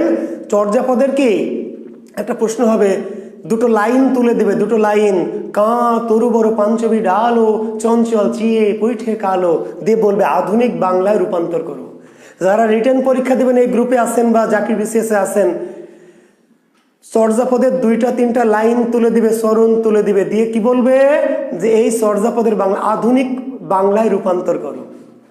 প্রিলিমিনারিতে আসতে পারে, একটা লাইন দিয়ে বলবে আপনা মাসে হরিণা বৈরি, আধুনিক রূপ নিচের কোনটি? বলে ক খ গ ঘ অপশন থাকবে। তারপর চর্যা নিয়ে আরো বেশ কিছু কথা আছে, চর্যাপদের ভাষা, চর্যাপদের, বুঝতে পারলেন? হ্যাঁ স্যার, আপনার চুল দিন দিন কমে যাচ্ছে। হ্যাঁ রে বাবা, বয়স হয়ে যাচ্ছে, আর এত সারাদিন কথা বলি, এত মাথা গরম থাকে, কেমনে চুল থাকবে? জি, তো ধন্যবাদ শিক্ষার্থী বন্ধুরা। আমি চেষ্টা করেছি চর্যাপদ নিয়ে ক্লাসগুলো আলোচনা করার। আগামী দিন শনিবারে আমরা চর্যাপদের অবশিষ্ট অংশ পড়াবো। সেখানে চর্যাপদের ভাষা, যে সন্ধ্যা ভাষা, চর্যাপদের যে প্রবাদ, চর্যাপদের যে গুরুত্বপূর্ণ চরণ এবং চর্যাপদের কবিদের সম্পর্কে, কান্নপা লুইপা সম্পর্কে আরও একটু গুরুত্বপূর্ণ কিছু তথ্য দিব। সেই পর্যন্ত ভালো থাকবেন। জি, আর এখন কিন্তু একটা পরীক্ষা দিবেন শিক্ষার্থী বন্ধুরা। আমি বের হয়ে যাব, কিন্তু আপনাদেরকে আমি জাকির বিসিএস এবং আমার সাথে সিক্রেট গ্রুপ আছে, সেখানে আমি একটা লিঙ্ক দিব। সেখানে ঢুকে আপনারা 20 নম্বরে একটা পরীক্ষা দিবেন। জি, কালকে রাত পর্যন্ত 9টা পর্যন্ত পরীক্ষাটি দেওয়া যাবে। আমি কাল 10টা একটা রেজাল্ট দিব, দেখবো যে কে কত স্কোর করেছেন। আজকে থেকে শুরু করে কাল, তবে কেউ ডাবল দিতে পারবেন না, সেইভাবে সেট করা আছে। আগামীকাল রাত 9টা পর্যন্ত আপনারা পরীক্ষা দিতে পারবেন। কালকে রাত 9টার পরে আমরা রেজাল্ট দিব। আমরা দেখব যে জাকির বিসিএস এর কে কত স্কোর করেছেন। জি, পরীক্ষাটি হবে লেকচার 1 এবং 2, অর্থাৎ বাংলা ভাষা, সাহিত্যের ইতিহাস এবং সাহিত্য যোগ বিভাগ থেকে। জি, আর এই যে এখন যেগুলো পড়লাম চর্যাপদ, সেগুলো আগামী দিন পরীক্ষা হবে, আগামী শনিবার। জি, ধন্যবাদ, ভালো থাকবেন। জি, পরীক্ষা না দিয়ে যাবেন না। জি, পরীক্ষাটা দিবেন, তাতে প্রশ্নের কোয়ালিটি, প্রশ্নের কৌশল, প্রশ্নের ধরনটা বুঝতে পারবেন। ভালো থাকবেন। আর আমাকে যদি ভালো লাগে, আমার ক্লাস যদি ভালো লাগে, কারণ আজকের পরে যদি ফ্রি ক্লাস শেষ, আমরা জাকির বিসিএস আর সরাসরি লাইভ ক্লাসে আসবো না। আগামী শনিবার থেকে আমরা সরাসরি ক্লাস নেব কি আমাদের সিক্রেট গ্রুপে। কাজে আপনারা সবাই কিন্তু দেখতে পাবেন না। যারা মনে করেন ক্লাসগুলি সাহিত্যের সাথে থাকবেন, করবেন, তারা দয়া করে জাকির বিসিএসে ঢুকে, এবং আমাদের এই যে ক্লাসের স্ক্রিনে দেখেন জাকির বিসিএস থেকে আমাদের এই নোটিশটি দেওয়া আছে।